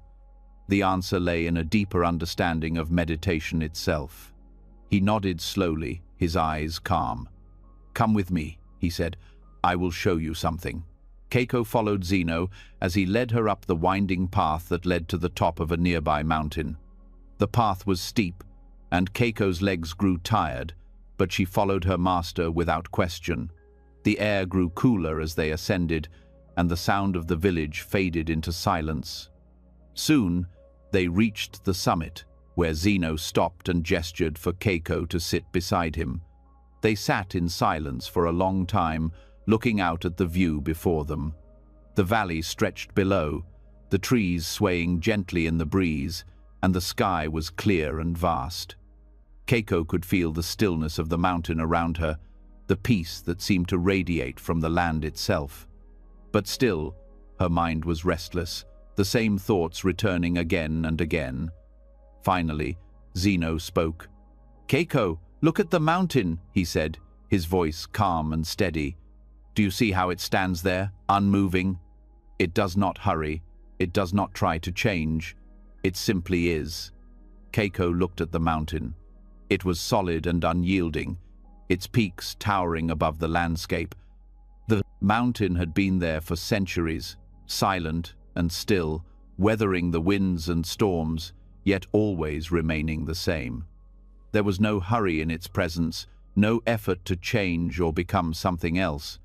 The mountain simply stood, accepting whatever came. "Keiko," Zeno continued, "meditation is not about forcing your thoughts to stop. It is not about pushing them away. It is about being like the mountain, quiet, still, and accepting. When you sit to meditate, do not try to make your thoughts disappear. Simply let them come and go, without resistance. Like the mountain, you do not need to change anything. You simply need to be present, to allow the thoughts to arise and fade naturally." Keiko sat in silence, considering Zeno's words. She had always thought that meditation was about controlling her thoughts, about making her mind quiet. But now she understood that it was not about control, it was about acceptance. She had been fighting against her thoughts, trying to make them stop, but in doing so, she had only created more resistance. Zeno continued, "The mountain does not judge the clouds that pass by. It does not try to hold on to them or push them away. It simply allows them to move across the sky. Your thoughts are like those clouds. They come and they go. Some are light and fleeting, while others are dark and heavy. But just as the mountain allows the clouds to pass, you must allow your thoughts to pass as well. Do not hold on to them. Do not resist them. Just let them be." Keiko closed her eyes and took a deep breath. She tried to imagine herself like the mountain, still and unmovable. She could see the clouds in her mind, thoughts that came and went, some clear and light, others dark and heavy. She realized that each thought, no matter how persistent, was only temporary. It would pass, just like the clouds in the sky. And in the meantime, she did not need to chase it or fight it. "Master, how do I stop myself from getting caught in my thoughts?" Keiko asked quietly, her mind still restless. Zeno smiled softly. "You do not stop the thoughts from coming, Keiko. You simply stop giving them your attention. When a cloud passes across the sky, the mountain does not chase it. It does not cling to it. It simply remains as it is. And in time, the cloud will pass. In the same way, when a thought arises, do not give it your full attention. Acknowledge it, and then let it go. Do not hold on to it. Do not follow it." Keiko nodded, beginning to understand. It was not about making the thoughts go away. It was about not letting them control her. When a thought arose, she could simply acknowledge it without becoming attached. She did not need to engage with it. She could let it pass, just as the mountain allowed the clouds to drift by. Zeno continued, "The more you resist something, the more power you give it. The mountain does not resist the clouds, and so they do not disturb it. But when you fight against your thoughts, you give them strength. You allow them to fill your mind. The key is to let go, to stop resisting. When you accept the thoughts without attachment, they lose their power over you." Keiko sat still, reflecting on what Zeno had said. She realized that she had been fighting her thoughts for so long, trying to control them, trying to make them go away. But in doing so, she had only made them stronger. Now, she understood that true peace came from letting go, from accepting the thoughts without attachment. "Master," Keiko said after a long pause, "so I should simply sit, without resistance, and let my thoughts come and go?" Zeno nodded. "Yes, Keiko. Let the thoughts come and go, just as the clouds pass through the sky. Do not hold on to them. Do not try to change them. Simply let them pass, and remain as still as the mountain." Keiko took a deep breath, feeling a sense of calm begin to settle within her. She no longer needed to fight her thoughts. She could simply sit, allowing each thought to come and go, just as the clouds moved across the sky. The weight of her frustration began to lift, and she felt the stillness of the mountain within herself. As the sun began to set, casting a warm glow over the mountains, Keiko felt a deep sense of peace. She had been searching for quiet in her mind, but now she understood that peace was not about forcing the mind to be still. Peace was about acceptance, about allowing each moment to unfold without resistance. Zeno stood up, and Keiko followed him back down the mountain path. As they walked, Keiko felt lighter, her heart free from the burden of trying to control her thoughts. She had learned that meditation was not a struggle, but a way of being. It was about accepting the present moment, without judgment, without resistance. Just as the mountain stood still and accepted the clouds, she could sit quietly and accept her thoughts. When they reached the temple, Zeno turned to Keiko and smiled. "You are beginning to understand. Meditation is not about making the mind quiet. It is about letting the mind be as it is, without attachment. When you meditate like the mountain, you will find peace." Keiko smiled back, her heart at ease. She had learned the true essence of meditation, and she felt ready to embrace it fully. She understood now that she did not need to struggle or fight her thoughts. She only needed to let them pass and remain as still as the mountain. And from that day forward, Keiko practiced meditation with a new sense of peace. Each time a thought arose, she allowed it to come and go, without attachment. She no longer struggled, but simply sat, like the mountain, accepting the present moment as it was. And in that acceptance, she found the peace she had been seeking all along.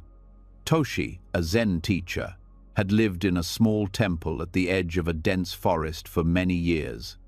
The temple was quiet and peaceful, surrounded by tall trees and the sounds of nature. Toshi's days were spent teaching the monks, guiding them in meditation, and caring for the temple grounds. His teachings were simple yet profound. He often spoke of the importance of accepting life as it is, without resistance. One morning, as the sun began to rise and the air was still cool, Toshi went for a walk in the forest. The trees were bathed in the soft light of dawn, their leaves shimmering as the wind gently stirred them. Toshi walked along the familiar path that led to a large tree in the center of the forest. This tree was known for its sweet fruit, which hung from its branches in abundance during the summer months. The fruit was ripe and ready to be picked, but Toshi had always found it to be an interesting sight, watching the animals around the tree. As he approached, he saw a monkey leaping from branch to branch, reaching for the fruit. The monkey jumped high, its small hands stretching toward the ripe fruit, but each time it got close, the fruit seemed to move just out of reach. The monkey would try again, leaping and stretching, but it could not seem to grasp the fruit. Its efforts grew more frantic, but no matter how much it tried, it was unable to reach the fruit. Toshi watched the monkey with a calm expression, understanding that this was not simply a playful sight, it was a lesson in itself. He observed the monkey's persistence, but also its frustration. The more it tried, the more it seemed to struggle. The monkey was so focused on reaching the fruit that it did not see the simple truth. The fruit was already ripe, already hanging, and all that was needed was acceptance, not effort. After some time, Toshi called out gently, "Monkey, the fruit is already ripe and hanging. Your effort to grasp it only keeps it further away. Acceptance of what is already given allows the fruit to fall into your hand." The monkey paused, as though it had heard the voice of the teacher, but it didn't stop jumping. Toshi smiled softly and continued to watch. The lesson was not for the monkey, it was for him. The monkey was struggling against the flow of nature, trying to make something happen that was already inevitable. The fruit would fall when the time was right, but the monkey's insistence on grasping it only kept it further away. Toshi walked closer to the tree, still watching the monkey. His eyes remained soft, his heart steady. "The more you try, the further the fruit moves from your grasp," he said again. "Your effort is not the way. Relax and let the fruit come to you." The monkey, still not understanding, jumped again, and again it missed the fruit. It was caught in a cycle, not seeing that its persistence was what was keeping it from reaching the very thing it desired. Toshi continued his walk beneath the branches of the tree, his mind calm. He understood the lesson that was unfolding before him. The monkey's struggle mirrored the way many people lived their lives. They chased after things, constantly striving, grasping, and reaching, not realizing that the things they sought were already within reach. Like the ripe fruit, everything was already there, already ready to fall into their hands. But they were so caught up in their efforts, in their striving, that they could not see the simplicity of what was before them. Toshi stopped and sat down beneath the tree, watching the monkey one last time.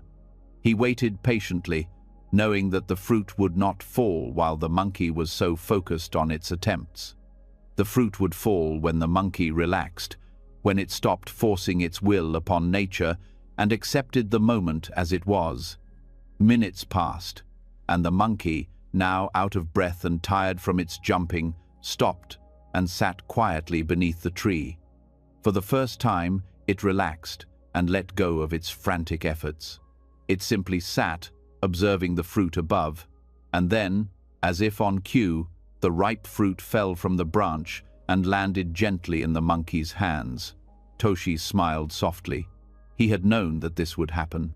The monkey had learned, in its own way, that forcing and striving were not the way to obtain what it sought. When it stopped fighting and simply accepted the moment, the fruit fell effortlessly into its hands. As the monkey sat beneath the tree, holding the fruit, Toshi spoke again, but this time his words were directed to the traveler who had been watching from a distance. The traveler had witnessed the entire scene, the monkey's struggle, Toshi's calm words, and the moment when the fruit finally fell. "You see," Toshi said to the traveler, "the fruit was always ready, It was always hanging there, waiting. The monkey's effort to grasp it only created resistance.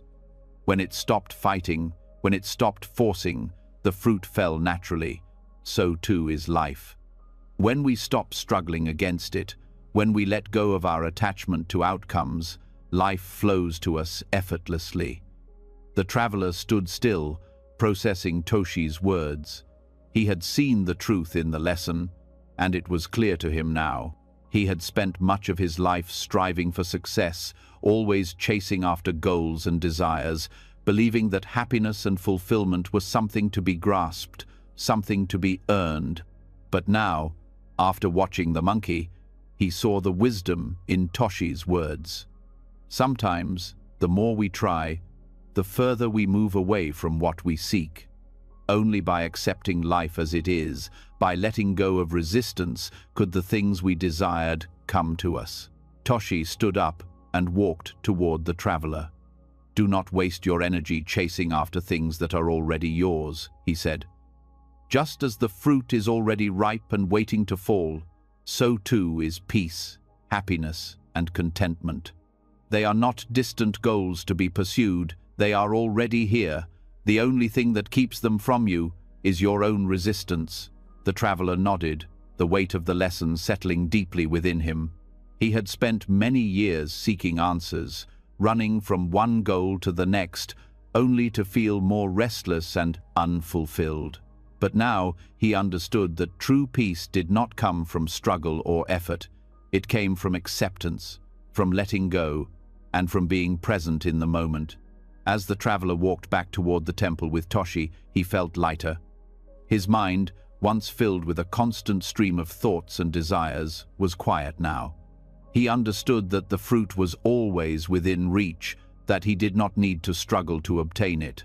All he needed to do was stop fighting and accept life as it was. In that acceptance, everything would fall into place. The next day, the traveler left the temple, carrying with him the wisdom he had learned from Toshi and the monkey. He no longer sought peace or happiness as distant goals to be achieved. He had learned that they were already here, already available, if only he would stop striving for them. Years later, when the traveler would share his story, he would smile and say, "I learned from a wise teacher that the fruit is always ripe, but only when we stop reaching for it does it fall into our hands." And in this way, Toshi's lesson lived on, teaching others that life's most valuable gifts, peace, happiness, contentment, are not things to be grasped, but things to be received with open hands, when we let go and allow them to flow to us effortlessly. Just like the fruit, they are always there, waiting for us to stop struggling and accept what is already given. Hiro, a young traveler, had been journeying through the mountains for several days. He had heard stories about the wisdom of the monks living at the temples scattered across the peaks, and he had come to seek answers for the restlessness that seemed to follow him everywhere he went. Despite his many travels and his wide experience, Hiro felt lost, uncertain about his direction in life. His thoughts were a constant whirlwind, and no matter how far he walked, the quiet he sought seemed always just out of reach. One afternoon, as Hiro wandered through a valley surrounded by tall cliffs, he came upon a monastery built near the base of a majestic waterfall.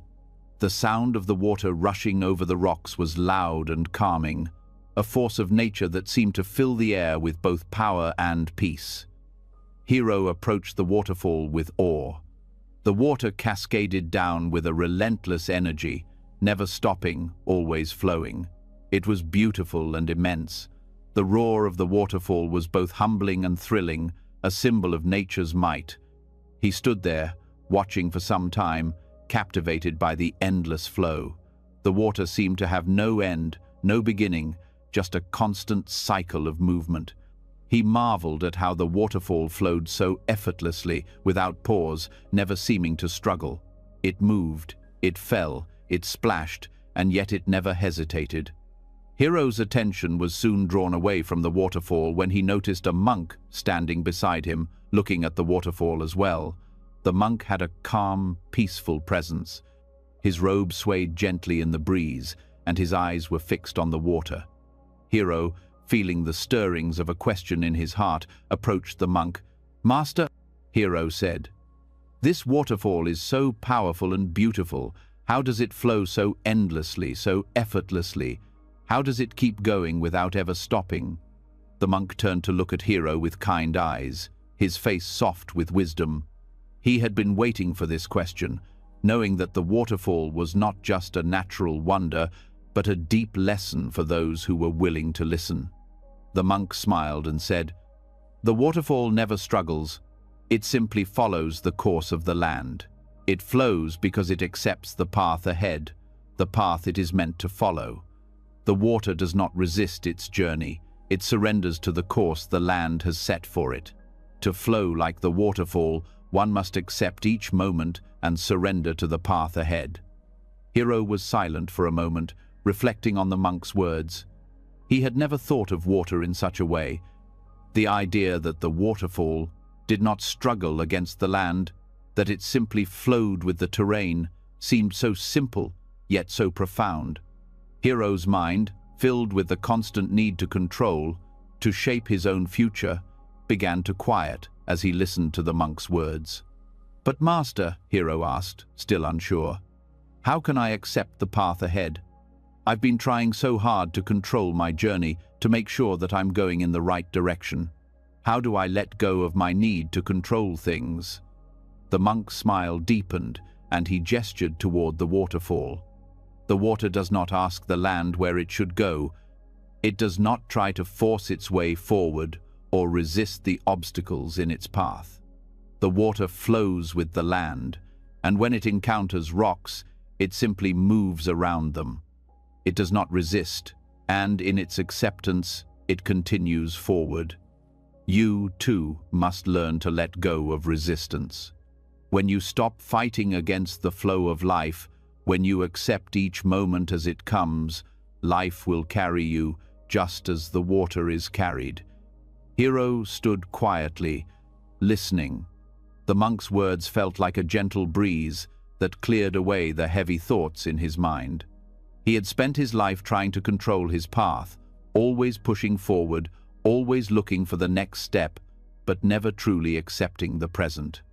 Now, the monk was showing him that peace and wisdom came not from control, but from surrender. Like the water, Hero could flow with life instead of fighting it. The monk continued, "Life is like the course of a river. You cannot control the direction of the water. You cannot make the water go faster or slower. You can only move with it, and in that movement, you find your path. The waterfall flows because it accepts the shape of the land. It doesn't worry about where it's going or when it will end. It simply flows, trusting that each moment brings it to the next." Hero thought deeply about this. His mind often raced, full of worries about the future and regrets about the past. He had spent so much time resisting what was happening, trying to push life in a direction that felt right to him, but it never seemed to work. His efforts to control things only made him more tired, more uncertain. What if he could simply flow with life, like the water, trusting that it would take him to where he needed to go? The monk noticed Hero's quiet reflection and said, "To flow with life, you must trust that the path you are on is the right one for you. You do not need to force anything. When you stop fighting and accept the moment you are in, you will find that life moves naturally and everything falls into place." Hero's heart began to feel lighter. He realized that his struggle to control his journey had been the source of much of his frustration. Perhaps, instead of fighting against life, he could surrender to it, accepting what came and flowing with it. It was not about forcing things to happen, but about trusting in the path ahead. As they stood together, Hero looked at the waterfall again. He could see now that the water was not fighting against the rocks. It was not struggling to reach the bottom. It was simply following its path, moving with the land, accepting whatever came along the way. The water didn't try to change the rocks, and the rocks didn't try to stop the water. They existed together in harmony, each accepting the other's place in the world. "I understand now," Hero said, his voice soft with realization. "I've been trying to force my life to go the way I want, but I see now that life is like this water. If I can accept the present and let go of the need to control everything, I will flow with life, just as the water flows with the land." The monk nodded, his eyes filled with warmth. "Yes, Hero. When you flow with life, you will find peace. Life will take you where you need to go, but only if you stop fighting against it. Like the waterfall, you must surrender to the path ahead, trusting that it will lead you to where you are meant to be." Hero stood in silence for a long time, taking in the wisdom of the monk's words. For the first time in a long while, he felt a sense of calm, a sense of clarity. He did not need to force his life to be something it wasn't. He did not need to control every outcome. He could simply let go, accept each moment as it came, and trust that life would guide him. As the day began to fade into evening, the monk and Hero sat together by the waterfall, listening to the sound of the water rushing over the rocks.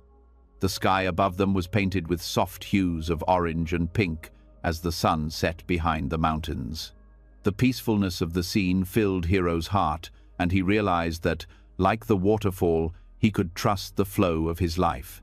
He could let go of his struggle and accept each moment as it came. The monk turned to Hero and said, "Remember, Hero, the waterfall does not ask where it is going. It simply flows. You too must trust that each moment is leading you where you need to go. When you stop resisting, when you accept the path ahead, you will find peace in the flow of life." Hero bowed to the monk, feeling a deep sense of gratitude. He had come seeking wisdom, but he had found something even more valuable: the understanding that peace does not come from control or resistance. It comes from acceptance, from surrendering to the flow of life. Like the waterfall, he could trust that everything was already unfolding as it should. With a heart full of peace, Hero left the waterfall that evening, knowing that he had learned one of life's most important lessons. He did not need to struggle. He did not need to control. All he needed to do was flow with life, just as the waterfall flowed with the land. And as he continued his journey, Hero moved through life with a new sense of ease, trusting that every step he took was part of the flow, part of the path that was already unfolding before him. Just as the waterfall never hurried or resisted, Hero would live his life with acceptance, trusting that each moment would carry him to where he was meant to be. Rio was a young monk who had spent many years at the temple high in the mountain. His life was simple, filled with the tasks of meditation, sweeping the garden, and studying the Zen teachings. Despite his dedication, Rio often felt a restlessness within him. He had been taught many lessons, but something still eluded him. He felt as though there was something more to life, something beyond the routine of his days, something he needed to understand. One afternoon, after completing his morning chores, Rio went to the temple garden to find some quiet. The garden was small but beautifully tended. There were stones placed carefully in the ground, bamboo arranged thoughtfully along the pathways, and a variety of flowers that bloomed in the spring and summer months. Rio sat down on the edge of the garden, his legs crossed, and watched the flowers gently sway in the breeze. He watched one particular flower, a delicate blossom that was slowly opening. The petals unfurled, revealing their soft pink color, and Rio found himself mesmerized by the flower's slow transformation. The flower seemed to be reaching toward the sun, its petals gradually spreading open, like a hand offering itself to the light. After a while, Rio couldn't help but wonder, how does the flower know when to open? He had been thinking about this for some time. The flower did not seem to rush, nor did it seem to be waiting for something. It simply opened at its own pace, as though it knew exactly when the time was right. But how? How did it know when to bloom, and why was it so effortless? Feeling a sense of curiosity, Ryo went to find his master, Zenji, who had been sitting under the large tree near the temple. Zenji was a quiet, wise man, known for his deep understanding of life's mysteries. He had been Ryo's teacher for many years, and it was to Zenji that Ryo turned when he had questions about life and the world around him. "Master," Ryo said, bowing respectfully before Zenji, "I was sitting in the garden, watching a flower bloom. I wonder, how does the flower know when to open? How does it know when it is the right time?" Zenji looked up from the book he had been reading, his eyes calm and full of quiet wisdom. He smiled gently and gestured for Ryo to sit beside him. "Ryo," Zenji said slowly, "the flower does not know.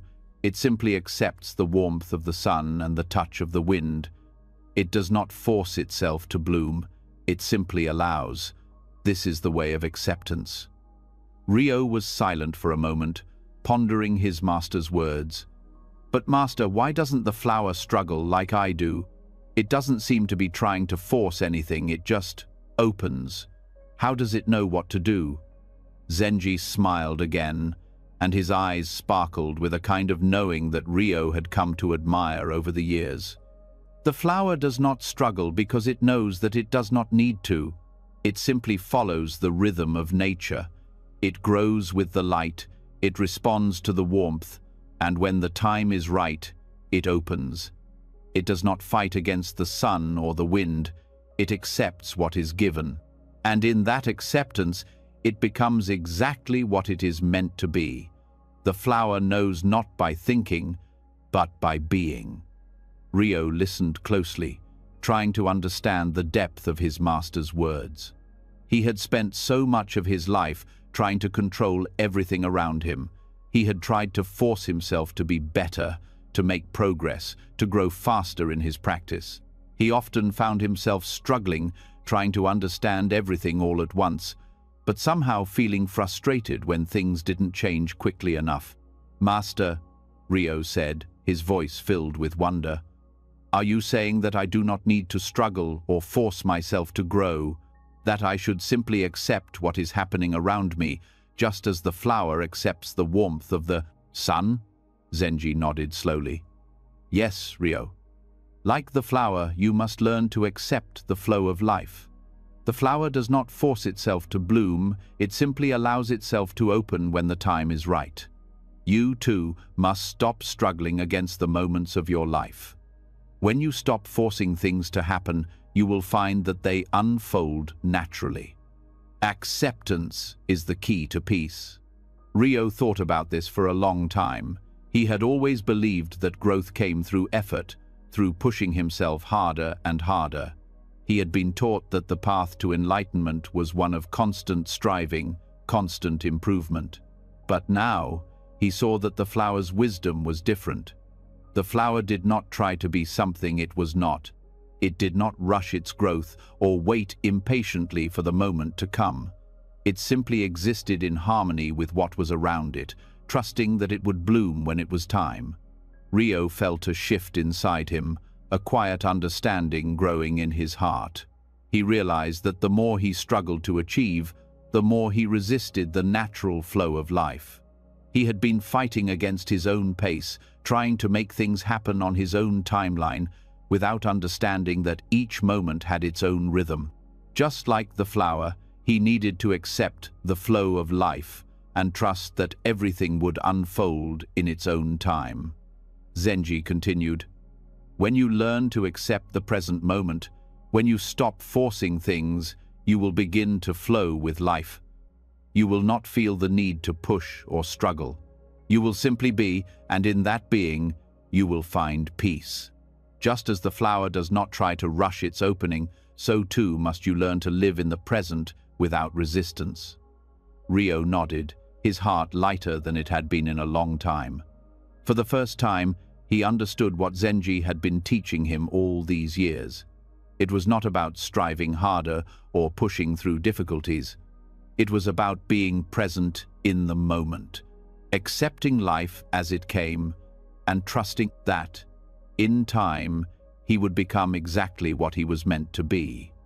As they sat in silence, watching the gentle breeze move through the trees, Rio felt a deep sense of calm wash over him. He realized that in trying to force his growth, he had been resisting the very thing he sought. Peace and wisdom did not come from effort, but from acceptance. The flower had shown him this truth. The flower did not struggle, and in its acceptance of what was, it bloomed effortlessly. "Master," Rio said quietly, "I see now. The flower does not struggle because it knows that its time will come. I too must stop struggling and simply accept the moments as they come." Zenji nodded, his face soft with approval. "Exactly, Rio. Life is like the journey of the flower. It does not rush to become something else. It accepts the warmth of the sun and the touch of the wind, and when the time is right, it blooms. So too must you accept the path you are on, without rushing or forcing things.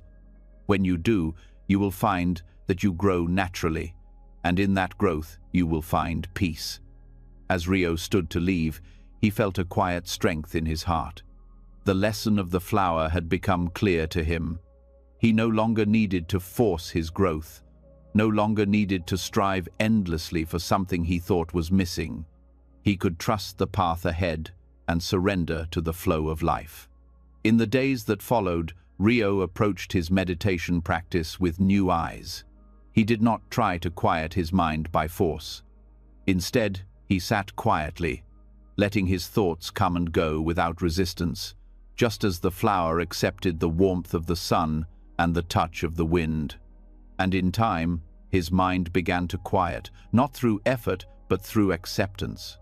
The flowers in the garden bloomed with the changing seasons, and Rio's heart bloomed too. He learned that just like the flower, he did not need to rush, did not need to force anything. All he needed to do was accept the present moment, let go of resistance, and trust that life would unfold in its own time. And in that trust, he found the peace he had been seeking. Haruto was a young monk, new to the temple, still learning the ways of simplicity and stillness. The temple stood on a quiet hill, surrounded by tall trees and the sounds of nature. Haruto spent his days sweeping the grounds, working in the garden, and meditating. The tasks were simple, yet each one seemed to hold a lesson in patience and presence. One afternoon, as Haruto was sweeping the courtyard, he noticed something glinting in the sunlight. At first, he thought it was a stone, but as he approached, he realized it was a broken mirror. It was cracked in several places, and the sharp pieces of glass caught the light, reflecting the world in fragmented patterns. Haruto picked it up carefully, wondering if it could be repaired. He had been taught that everything in life could be fixed if one put enough effort into it, and surely a broken mirror was no exception. He went to find his master, Yuko, who was known throughout the temple for his wisdom. Master Yuko had lived a long life, and his presence always seemed calm, like a steady stream of water. He had a way of seeing beyond the surface of things, always aware of the deeper truths that lay hidden beneath. Haruto found Master Yuko sitting under a tree in the temple garden, lost in quiet meditation. He approached and respectfully bowed. "Master, I found this broken mirror while I was sweeping the courtyard," Haruto said, holding the shattered mirror out in front of him. "I was wondering if it could be repaired. It seems so beautiful, but it is cracked. Can it be fixed?" Yuko opened his eyes slowly, his gaze soft but clear.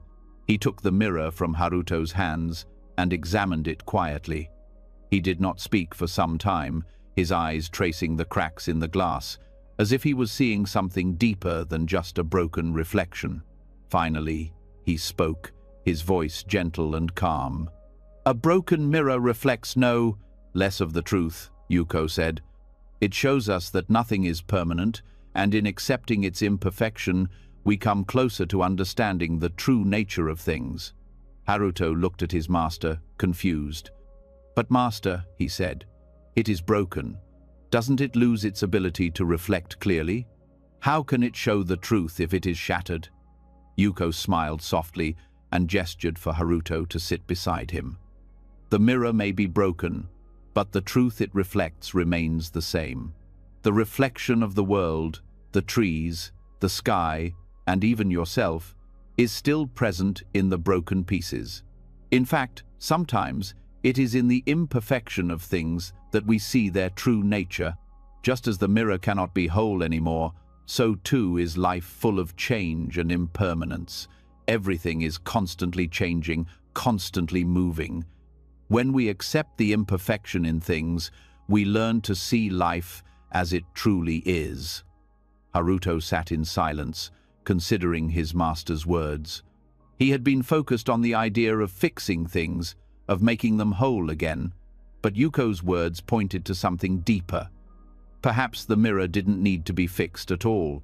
Perhaps its brokenness was a reflection of the world itself, imperfect, yet still full of beauty and truth. Yuko continued, "In trying to fix everything, we miss the lesson that imperfection has to offer. We spend so much time wanting things to be perfect, wanting them to fit into a certain idea of what they should be, that we fail to see their true value. This broken mirror, like everything in life, is impermanent. It does not need to be perfect to reflect the truth. In its brokenness, it is a reminder that nothing in this world is permanent. Everything changes, everything breaks down, and in that, there is beauty." Haruto looked at the mirror again, noticing the way the shards reflected the light in different angles, casting small patterns across the ground. He could see the trees, the sky, and even himself in the fragments. It was not a perfect reflection, but it was still true. "Master," Haruto said after a long pause, "does this mean that we should stop trying to fix things? That we should accept everything as it is?" Yuko's eyes were kind, but there was a depth to them, as though he had seen much of life's impermanence and understood it fully. "We do not stop caring for things, Haruto, but we must learn to accept them as they are, without attachment to how we think they should be. The act of fixing or improving is not wrong, but it must come from a place of understanding, not of resistance. When we try to fix something simply because we cannot accept its imperfection, we miss the lesson it offers us. The broken mirror teaches us that there is beauty in imperfection. It is not about creating something perfect, but about understanding that everything, even in its brokenness, is part of the whole." Haruto thought about this. He had spent much of his life striving for perfection, believing that only when things were whole and complete could they be truly valuable. But now, in his master's quiet words, he began to see that imperfection was not a flaw, it was simply a part of life, a part of the natural order of things. The mirror, in its broken state, was still valuable. It still reflected the world, still showed the truth, even though it was not whole. Master Yuko continued, "The broken mirror is a symbol of life itself. We are all like this mirror, broken in some way, imperfect in some way. We try to make ourselves whole, to fix the broken parts of ourselves, but in doing so, we often ignore the beauty in our imperfection. The mirror reflects the world, not perfectly, but truthfully. When we accept our imperfections, we are able to see the world as it is, and we find peace in that acceptance." Haruto sat quietly, feeling a shift within himself. He had spent so much time trying to be perfect, trying to fix the parts of himself that felt broken or incomplete.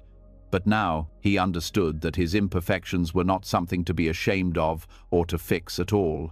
They were part of the truth, part of the beauty of life.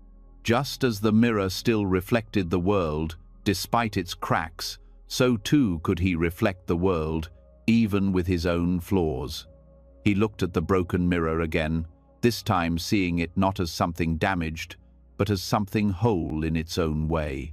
The cracks, the imperfections, the way the light scattered across the ground, all of it was part of the mirror's truth. And in that truth there was beauty. "Thank you, Master," Haruto said softly. "I see now. The mirror does not need to be fixed. It reflects the truth just as it is, and so do we. Yuko smiled, pleased with his student's understanding. Yes, Haruto. When we stop fighting our imperfections, when we stop trying to make ourselves perfect, we begin to see the truth of who we are. The truth is not found in perfection, it is found in acceptance. Accept yourself as you are, and you will see the world with clarity. Just as the broken mirror reflects the world without judgment, so too can we reflect the world in its purest form when we accept ourselves without judgment. Haruto felt a deep sense of peace wash over him. He had spent so much time struggling to be someone he thought he should be, someone without flaws or mistakes. But now he realized that his flaws were not something to hide, they were part of who he was. And in accepting them, he could see the truth of himself more clearly. As Haruto returned to the temple that evening, he carried the lesson of the broken mirror with him. He understood now that life was full of imperfections, and that there was beauty in those imperfections. The world did not need to be perfect to be full of truth, and neither did he. He could now embrace his own brokenness, knowing that in doing so, he would come closer to understanding the true nature of things. Years later, when Haruto became a teacher himself, he would often tell his students the story of the broken mirror. He would tell them that the mirror reflected no less truth because it was broken. He would teach them that acceptance of imperfection was not a weakness, but a strength. And he would remind them that, like the mirror, we are all part of the truth, even in our brokenness. When we accept ourselves fully, we begin to see the world as it is, and in that clarity, we find peace. The lesson of the broken mirror stayed with Haruto for the rest of his life. In the cracks, in the flaws, in the moments of imperfection, he found truth, and he found peace. A long time ago, in a small temple tucked away in the mountains, there lived a wise monk named Zenji. The temple was surrounded by trees, their branches swaying in the gentle wind. The monks there spent their days in quiet reflection, meditation, and simple tasks. Zenji had taught many students over the years, and they often found his words to be deep, though he rarely spoke much. His wisdom was found more in his actions and in the peaceful way he carried himself. One day, a traveler arrived at the temple. He had walked long distances, seeking peace for his troubled mind. His heart was heavy with worries and his soul restless. He had traveled far and wide, always seeking something that would bring him true peace. But it seemed that no matter where he went, the peace he sought remained elusive. When the traveler entered the temple, he was greeted warmly by the monks. They invited him to stay, offering him food and shelter for the night. After they had shared a simple meal together, the traveler sat with Zenji. He had heard of Zenji's reputation as a wise and peaceful monk, and he hoped that Zenji could help him find the peace he had been seeking. "Master Zenji," the traveler said, "I have been on a long journey in search of peace. I've walked many paths, asked many questions, and sought advice from many teachers. But still, peace seems to slip through my fingers. I feel lost and unsure of which path to take. Can you tell me, which path should I follow to find peace?" Zenji looked at the traveler with gentle eyes, his expression calm. He had heard many questions like this over the years. People were often searching for peace, but they rarely knew that peace was not something to be found by searching for it outside themselves. Zenji knew that the traveler, like many others, was looking in the wrong place. After a moment of silence, Zenji spoke softly. "There are many paths in life, my friend. Some are long and winding, others are short and straight. Some paths are smooth, while others are rough and difficult. But peace is not found by following a specific path. It is found when you cease seeking it. The path and the traveler are one. Accept the path you are on, and peace will arise naturally." The traveler was silent for a moment, his mind trying to grasp the meaning of Zenji's words. "But Master, how can I find peace if I stop seeking it? How can I know I'm on the right path if I don't actively look for peace?" Zenji smiled, his eyes soft with understanding. You see, the trouble with seeking peace is that it is always ahead of you, just out of reach. The more you chase it, the further away it becomes. Peace is not something you can chase or force to happen. It is already here, right now. But it is only when you stop searching for it outside of yourself that you can truly experience it. When you stop running, you realize that peace has always been with you, waiting for you to accept it. The traveler sat quietly, unsure of what to say. He had always believed that peace was something to be obtained, something to be found through effort and striving. But now, Zenji's words were challenging everything he had thought. Could it be that peace was not something to be gained, but something to be accepted? Zenji continued. Imagine you are walking down a path. You look ahead, searching for something, in the distance, always trying to reach it. But while you are looking ahead, you miss the beauty of the path beneath your feet. You miss the trees, the flowers, the breeze, and the sounds of nature all around you. The path is not just the destination, it is the journey. When you stop focusing on where you are going, you begin to appreciate where you are. The traveler looked down at his feet. He realized that he had been so focused on the idea of peace that he had failed to notice the small moments of peace that were already present. He had been so focused on the future, on the idea of finding peace in some far-off place, that he had missed the peace that was already in the present moment. Zenji continued, "The path is not separate from you. It is not something you walk toward. It is part of you, just as you are part of it. When you accept the path you are on, without resistance, you begin to find peace in each step. Peace is not a distant goal. It is found in the present moment, in the simple act of being where you are. When you stop searching for it, it will come to you naturally." The traveler felt a shift in his heart. For the first time, he understood that peace was not something to be obtained. It was something to be accepted. He had been searching for peace in all the wrong places, chasing after it, forcing it, striving for it.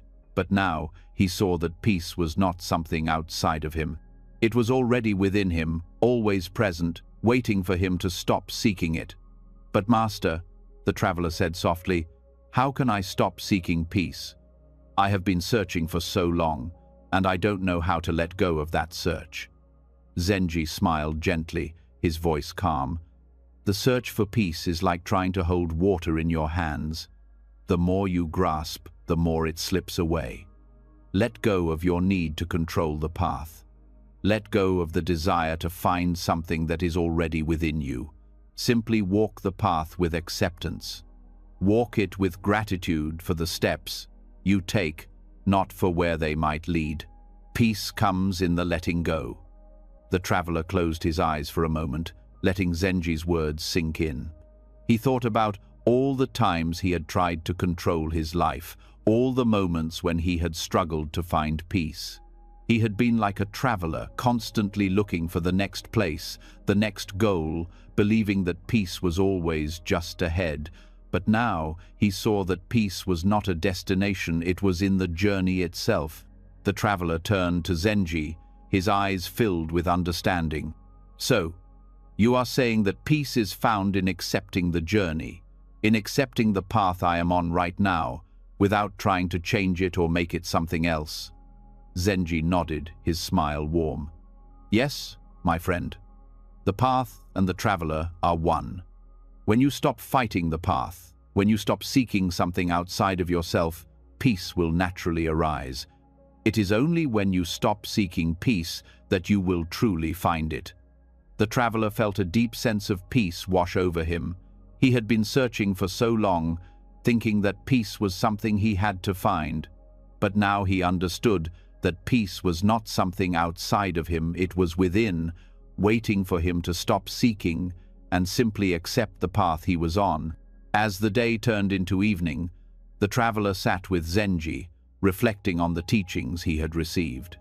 The sun dipped below the horizon, casting a warm glow over the temple and the path that lay before him. He felt lighter, freer, and for the first time in many years, at peace. The next morning, the traveler prepared to continue his journey. He stood at the edge of the temple, looking down the path that stretched ahead of him. He did not know what the future held, but for the first time, he did not feel the need to control it. He accepted the path he was on, knowing that peace would come not from where he was going, but from how he walked the path. As he walked away from the temple, the traveler felt a sense of calm that he had never experienced before. He walked not with the goal of reaching something, but simply to walk. He took each step with acceptance, with gratitude for the present moment. The path before him was no longer a place to reach, but a place to be. And in that being, he found peace. Years later, when others came to him seeking wisdom, the traveler would smile and share the lesson he had learned from Zenji. There are many paths, he would say, but peace is found when you cease seeking it. The path and the traveler are one. Accept the path you are on, and peace will arise naturally. And in that acceptance, the traveler found a peace that stayed with him always. One evening, as the sun dipped below the horizon, casting the sky in soft hues of pink and orange, Yumi, a young student of Zen, sat beside a still pond. The air was cool, and the peaceful sound of water lapping at the shore filled the silence. The pond was perfectly calm, its surface like a smooth mirror, reflecting the sky above. As Yumi sat there, she looked up at the rising moon, glowing brightly against the darkening sky. The moon's reflection shimmered on the surface of the pond, creating a soft, glowing image that seemed to dance gently with the ripples in the water. Yumi was captivated by the beauty of the scene. The moon, so distant and untouchable, yet so clear and present in the water before her. She wondered how she could hold on to that beauty, how she could make the moon stay with her. After a long moment of watching, Yumi turned to her master, who was sitting beside her in quiet contemplation. Master Zenji, an elderly monk with a calm demeanor, had been her teacher for many years. His wisdom was simple but profound, and Yumi had learned much from him. She looked to him now, seeking understanding. "Master," she asked softly, "how can I hold on to the beauty of the moon? It is so beautiful, and yet it feels so fleeting. The reflection in the water will soon fade. How can I make it last?" Master Zenji did not answer right away. He sat beside her, his gaze fixed on the moon and its reflection in the water. The night was peaceful, and the world around them seemed to pause in quiet stillness. Then, after a long pause, he spoke. "You cannot hold the moon," he said gently, his voice steady, "but you can embrace the stillness of the pond. When the mind is still, beauty arises, just as the moon is reflected in a calm pond." Yumi looked at him, puzzled. She had not quite understood what he meant. "Master, what do you mean?" "How can I embrace the stillness of the pond? The moon is so beautiful, but it is so far away. How can I hold on to that beauty?" Master Zenji smiled softly, his eyes kind and filled with understanding. "The moon is always there, Yumi, just as beauty is always present. But if the water in the pond is disturbed, the reflection becomes unclear. It is only when the water is still that the moon's image is reflected clearly. In the same way, when your mind is still, you can see the beauty of life clearly. The beauty is always there, just as the moon is always in the sky. But if your mind is filled with thoughts and distractions, you cannot see it. It is only when the mind is calm and still that beauty arises naturally." Yumi sat in silence, trying to understand what her master was teaching her. She had always believed that beauty was something to be captured, something to be held onto. She had thought that if she could just hold the moon in her hands, she could keep that beauty forever. But now, Master Zenji was showing her something different. He was teaching her that beauty could not be captured or held. It was something that arose naturally when the mind was still, like the reflection of the moon on a calm pond. Master Zenji continued, The moon does not need to be held. It is already present. It is the reflection of the moon that you see in the pond. But the reflection only appears when the water is still. When your mind is still, you can see the beauty of the world around you. You can experience the peace and wonder that is always there, but it is hidden behind the turbulence of your thoughts. Yumi thought about this for a moment. She had often struggled with her thoughts, with the constant noise in her mind. She had tried so hard to make her thoughts go away, but they always seemed to return, always filling her mind with distractions. She had never thought about her thoughts in this way, that they were like the ripples in the pond, obscuring the beauty that was already present. "Master," Yumi said slowly, "how can I make my mind still? I try to quiet my thoughts, but they just keep coming. I feel like I can never escape the noise in my head." Zenji smiled kindly at her. "It is not about forcing your thoughts away, Yumi. It is about allowing them to come and go without attachment. When you try to push your thoughts away, you give them power, but when you allow them to come and go, like clouds passing through the sky, they lose their hold over you. The key is to not cling to them. When the water is still, the reflection of the moon is clear. When the mind is still, the beauty of life is clear." Yumi nodded, trying to grasp what her master was saying. "So, it's not about fighting the thoughts, but about letting them pass. Like the ripples in the pond?" Zenji nodded. "Yes, exactly. The ripples come and go, but they do not last. The moon's reflection is always present, but it is only when the water is still that it can be seen clearly. When your mind is still, you will see the beauty of life, just as you see the beauty of the moon in the pond." Yumi sat quietly, watching the moon's reflection in the water. She realized that she had been trying to hold on to the beauty of life, to capture it and make it hers. But now, she understood that beauty could not be held. It could only be experienced when she was still, when she allowed the present moment to flow naturally without trying to control it. As she sat there, a sense of calm began to fill her heart. She felt the quiet of the night around her, the stillness of the pond, and the gentle glow of the moon. She didn't need to hold on to the beauty of the moon anymore. She could simply be present with it, letting it be as it was. And in that acceptance, she felt a deep sense of peace. "Master," Yumi said softly, "I think I understand now. I don't need to chase beauty. I don't need to capture it. I just need to be still and let it come to me." Zenji smiled, his eyes filled with warmth. "Yes, Yumi, when you stop trying to capture beauty, you will see that it is already all around you. It is always there, in every moment, in every breath. Just like the moon in the sky, beauty is constant. It is only when the mind is still, like the pond, that you can experience it clearly." Yumi sat in silence for a long time, feeling the stillness of the pond and the quiet of the night.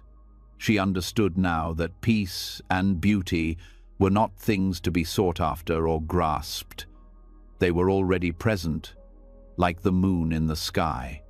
She only needed to quiet her mind, to let go of her attachment to thoughts and distractions, and to simply be present. As she returned to the temple later that night, Yumi felt a deep sense of gratitude. She had learned that beauty and peace were not things to be chased, but things to be received, to be accepted in the stillness of the present moment. The moon had always been there, waiting for her to see it. All she needed to do was be still enough to notice. In the days that followed, Yumi continued her practice, learning to still her mind and accept the present moment. She no longer struggled to capture the beauty of the world. She simply allowed it to be, trusting that when her mind was calm, the beauty would always arise naturally, just as the moon reflects perfectly on a still pond. Hoshin was an old monk, known not only for his age, but for the deep peace that seemed to radiate from him. He had lived at the temple for many years, spending most of his days in quiet meditation beneath the shade of a centuries-old tree. The tree stood at the edge of the temple grounds, its bark worn with age, its roots deep in the earth. Over the years, it had grown tall and strong, with branches that stretched high into the sky. It had weathered storms, droughts, and the changing seasons, yet it remained rooted, steadfast in its place. One morning, as the sun began to rise and cast its golden light over the land, a young monk named Haruto approached Hoshin as he sat beneath the tree. Haruto had often seen his master meditating under the tree, and he had always been curious about it. The tree was ancient, much older than any monk or even the temple itself. It seemed to hold a quiet strength, a kind of wisdom that Haruto could not fully understand. He felt drawn to it, as though there was something about the tree that held the answers to the questions that often troubled his mind. "Master Hoshin," Haruto said as he sat down beside the old monk, "I've been watching you meditate under this tree for a long time. It is such an ancient tree. What wisdom does it offer? What does it teach you?" Hoshin opened his eyes slowly, his gaze soft but full of understanding. He looked at the young monk for a moment, then turned his gaze back toward the tree, its branches swaying gently in the morning breeze. The tree seemed to be alive, its presence calm and unshaken by the world around it. "The tree offers much wisdom, Haruto," Hoshin said in a quiet voice. "But it does not speak with words. It speaks through its being." Haruto looked at the tree, his eyes searching for something, for some hidden meaning in its form. "But master, the tree does not move, it does not change. It is just there, standing in the same place year after year. How can that be wisdom?" Hoshin smiled, his face peaceful as he looked at the tree. "The tree does not try to grow. It does not try to change. It simply exists in its form, rooted in the present. The tree does not fight against the winds or the storms that come. It does not resist the changing seasons. It accepts life as it is in each moment, and that is its lesson." Haruto sat quietly, trying to understand. He had always believed that growth and change were necessary for progress. He had been taught that a monk's path was one of constant striving, always seeking to improve and to reach new heights. But now, Hoshin was telling him that the tree did not strive, it did not fight or resist, it simply was. How could that be the key to wisdom? Hoshin continued, "The tree teaches us that life is not something we must force or control. We do not need to try to make things happen or push for change. Life moves in its own rhythm, just as the tree grows in its own time.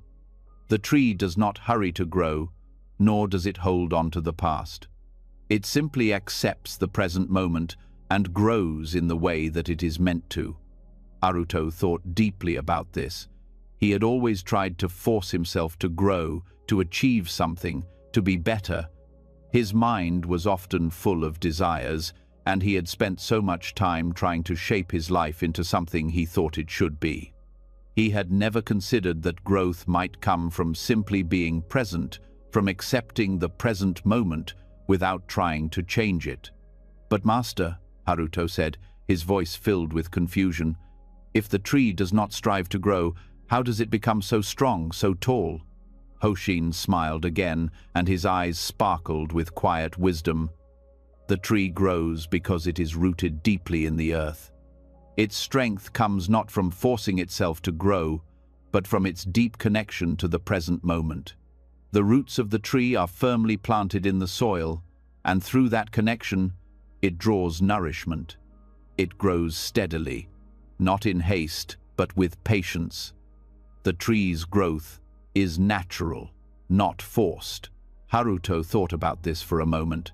The tree did not force itself to grow. It did not struggle to become something it was not. It simply accepted the nourishment it received, and it grew in its own time, in harmony with the world around it. It was a reminder that growth did not always have to come through effort. Sometimes, growth came through patience and acceptance. Hoshin continued, In the same way, you too must learn to be rooted in the present. You must accept each moment as it is, without resistance. When you fight against the present, when you try to force things to be different, you create tension and struggle. But when you are rooted in the moment, when you are present with life as it is, you will find that you grow naturally, just as the tree grows. Growth comes not from striving, but from acceptance. Haruto sat quietly, his mind slowly opening to this new understanding. He had always believed that growth meant pushing forward, that he needed to force himself to be better, to be more. But now, he saw that true growth came from being present, from accepting the moment without resistance. The tree did not try to force its growth, it simply allowed it to unfold naturally. As they sat together in the shade of the tree, Haruto asked, "Master, what happens when the tree faces a storm, or when the seasons change? Doesn't that disturb it?" Hoshin nodded thoughtfully. "Yes, the tree faces storms, and the seasons change, but the tree does not resist the changes. It bends with the wind, and it remains still during the calm. It does not fight the storm, and it does not cling to the warmth of summer when the cold of winter comes. The tree accepts each season as it comes, knowing that each moment is part of the natural cycle of life. It does not fear change because it knows that change is inevitable. The key is to be like the tree, to remain rooted in the present, no matter what comes." Haruto understood now that life, like the tree, was full of change.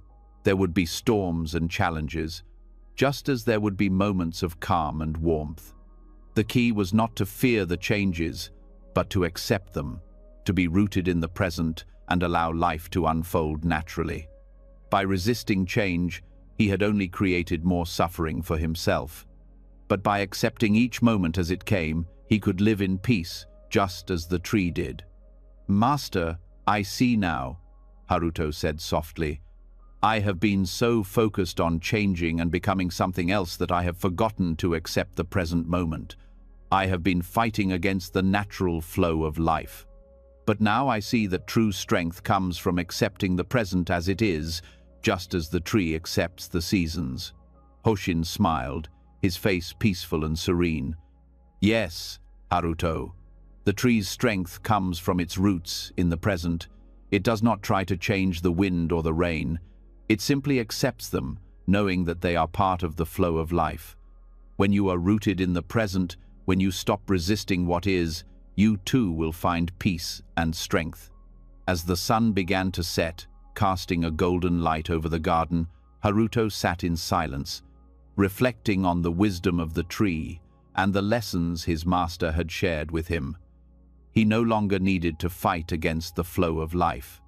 He did not need to strive or force his growth. Like the tree, he could simply accept the present moment, trusting that he would grow in his own time. Over the following weeks, Haruto practiced the lessons he had learned from the old tree. He spent more time meditating beneath its branches, allowing himself to be still, to be rooted in the present. He let go of his need to control his life and instead focused on accepting each moment as it came. He stopped resisting the challenges that arose and embraced them as part of the natural flow of life.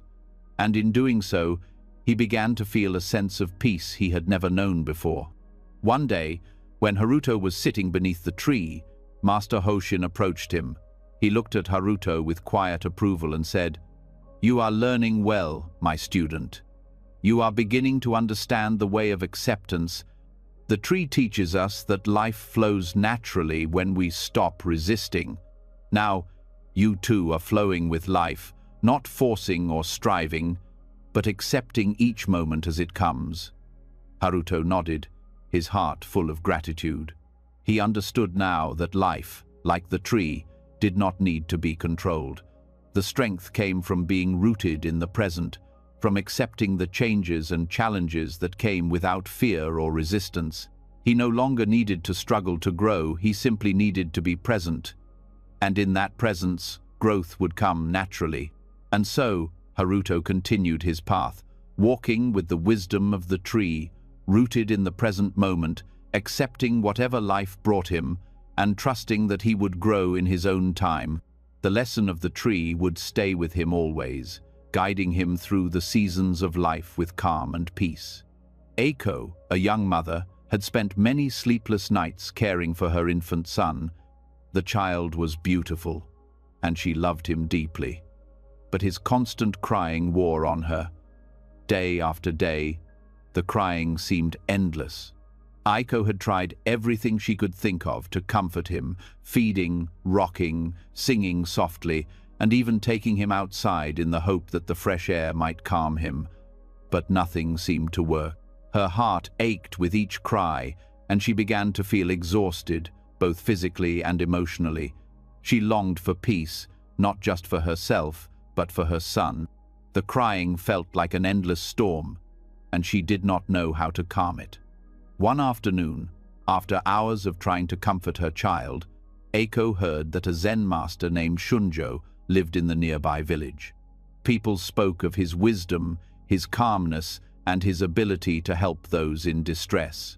In desperation, Eiko decided to seek his counsel. She placed her son gently in his crib, wrapped herself in a cloak, and made her way through the village to the temple. Master Shunjo's temple was simple, nestled among trees and flowers that filled the air with their sweet scent. Eiko arrived at the temple, feeling both hopeful and uncertain. She had heard that Zen teachings could be life-changing, but she wasn't sure how they would help with the overwhelming stress she felt. The temple was peaceful, the kind of place where one could hear their own thoughts in silence, yet her mind was filled with the constant sound of her infant's cries. Eiko approached Master Shunjo, who was sitting quietly by a small pond, observing the reflection of the trees on the water's surface. His face was calm, his eyes soft with a deep understanding. He did not seem to notice her immediately, and Eiko sat down beside him, waiting for him to speak. After a moment, Master Shunjo turned to her, sensing her presence. "Welcome, Eiko," he said kindly. "You are troubled. How can I help you?" Eiko felt a wave of emotion rise within her. She had tried so many ways to stop her child's crying, but nothing seemed to ease the pain. "Master Shunjo," she said, her voice trembling, "I cannot stop my child from crying. It is breaking my heart. I have tried everything, but nothing helps. How can I stop his suffering?" Master Shunjo looked at her, his gaze steady and compassionate. He did not rush to offer advice, but instead sat quietly, as if allowing the question to settle in the space between them. After a long pause, he spoke, his voice gentle but clear. "Eiko," he began, "do not focus on stopping the crying, focus on accepting it. Suffering is like the wind, it blows, but it eventually passes. Embrace what is before you, not as something to be fixed, but as something to be experienced." Eiko looked at him, confused. "But Master, the crying is unbearable. How can I accept it? How can I embrace it when it is causing both of us so much pain?" Master Shunjo smiled softly, his eyes reflecting a quiet wisdom. "The crying is like the wind. It is not something you can control, but it is something you can accept. When the wind blows, you do not try to stop it. You simply acknowledge it, and you wait. It will pass. The crying of your child is the same. It is a natural part of life. It may be difficult, but it will not last forever. By accepting the moment as it is, you stop fighting against it." Eiko sat quietly, letting his words wash over her. She had never thought of the crying as something to accept. She had always viewed it as something that needed to be fixed or stopped. But now, Master Shunjo was telling her that peace would not come from controlling the situation, but from embracing it, from allowing it to be what it was. "The wind does not stop because we want it to," Master Shunjo continued. "It blows in its own time, and it moves on in its own time. So too is the crying. When you stop fighting it, when you stop trying to change it, you will find peace in the midst of it. The moment you accept what is, you free yourself from the struggle. The crying is not a problem to solve, but a reality to be embraced. Aiko's heart began to soften as she listened. It was hard to imagine not fighting against the crying, but she could feel the truth in the master's words. Perhaps, by accepting her son's suffering, she could find peace, not in the absence of the crying, but in the presence of it. The crying was a part of life, just as the wind was a part of nature. She didn't need to fix it, she only needed to be present with it. "Master," Aiko said quietly, "how can I accept the crying when it feels so painful? How can I be at peace when the suffering seems so much?" Master Shunjo looked at her kindly. "Acceptance does not mean that you stop feeling, it means that you stop resisting. You can feel the pain, you can feel the frustration, but you do not need to add to it by fighting against it. Embrace the moment as it is, without judgment. The crying is not wrong, it is not something to be avoided, it is simply what is happening now." Aiko closed her eyes, reflecting on the simplicity of his words. She had always thought that she needed to stop the crying to find peace. But now, she saw that peace could come even in the midst of the crying, when she stopped struggling against it. It was the resistance, the need to change the moment, that caused her suffering. By letting go of that resistance, she could find a deeper acceptance, a peace that was not dependent on the absence of pain. "Master, I will try," Aiko said softly, a sense of resolve beginning to form within her. "I will stop fighting the crying. I will accept it." Master Shunjo nodded. "In that acceptance, you will find peace. Remember, suffering is like the wind, it comes and goes. When you embrace what is, you release the burden of resistance. You allow yourself to be at peace, even in the most difficult moments." Aiko stood up, bowing to Master Shunjo in gratitude. "Thank you, Master. I understand now. I will accept the crying, and in doing so, I will find peace." The next morning, Aiko returned home, feeling lighter. When her son began to cry, she did not try to stop him. Instead, she embraced the moment as it was. She held him gently, allowing herself to feel the frustration, the pain, but also allowing herself to be present with him.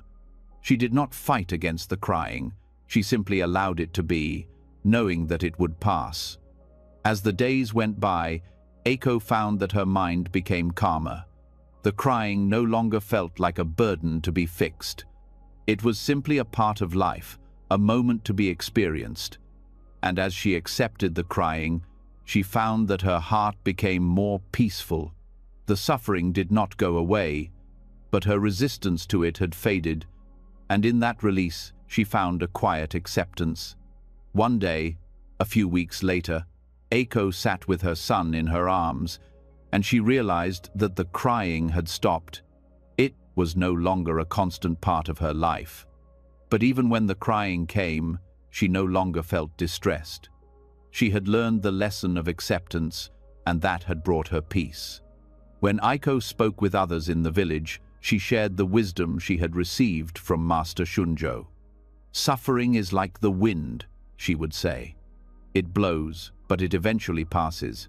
We do not need to stop the suffering, we simply need to accept it and let it pass in its own time."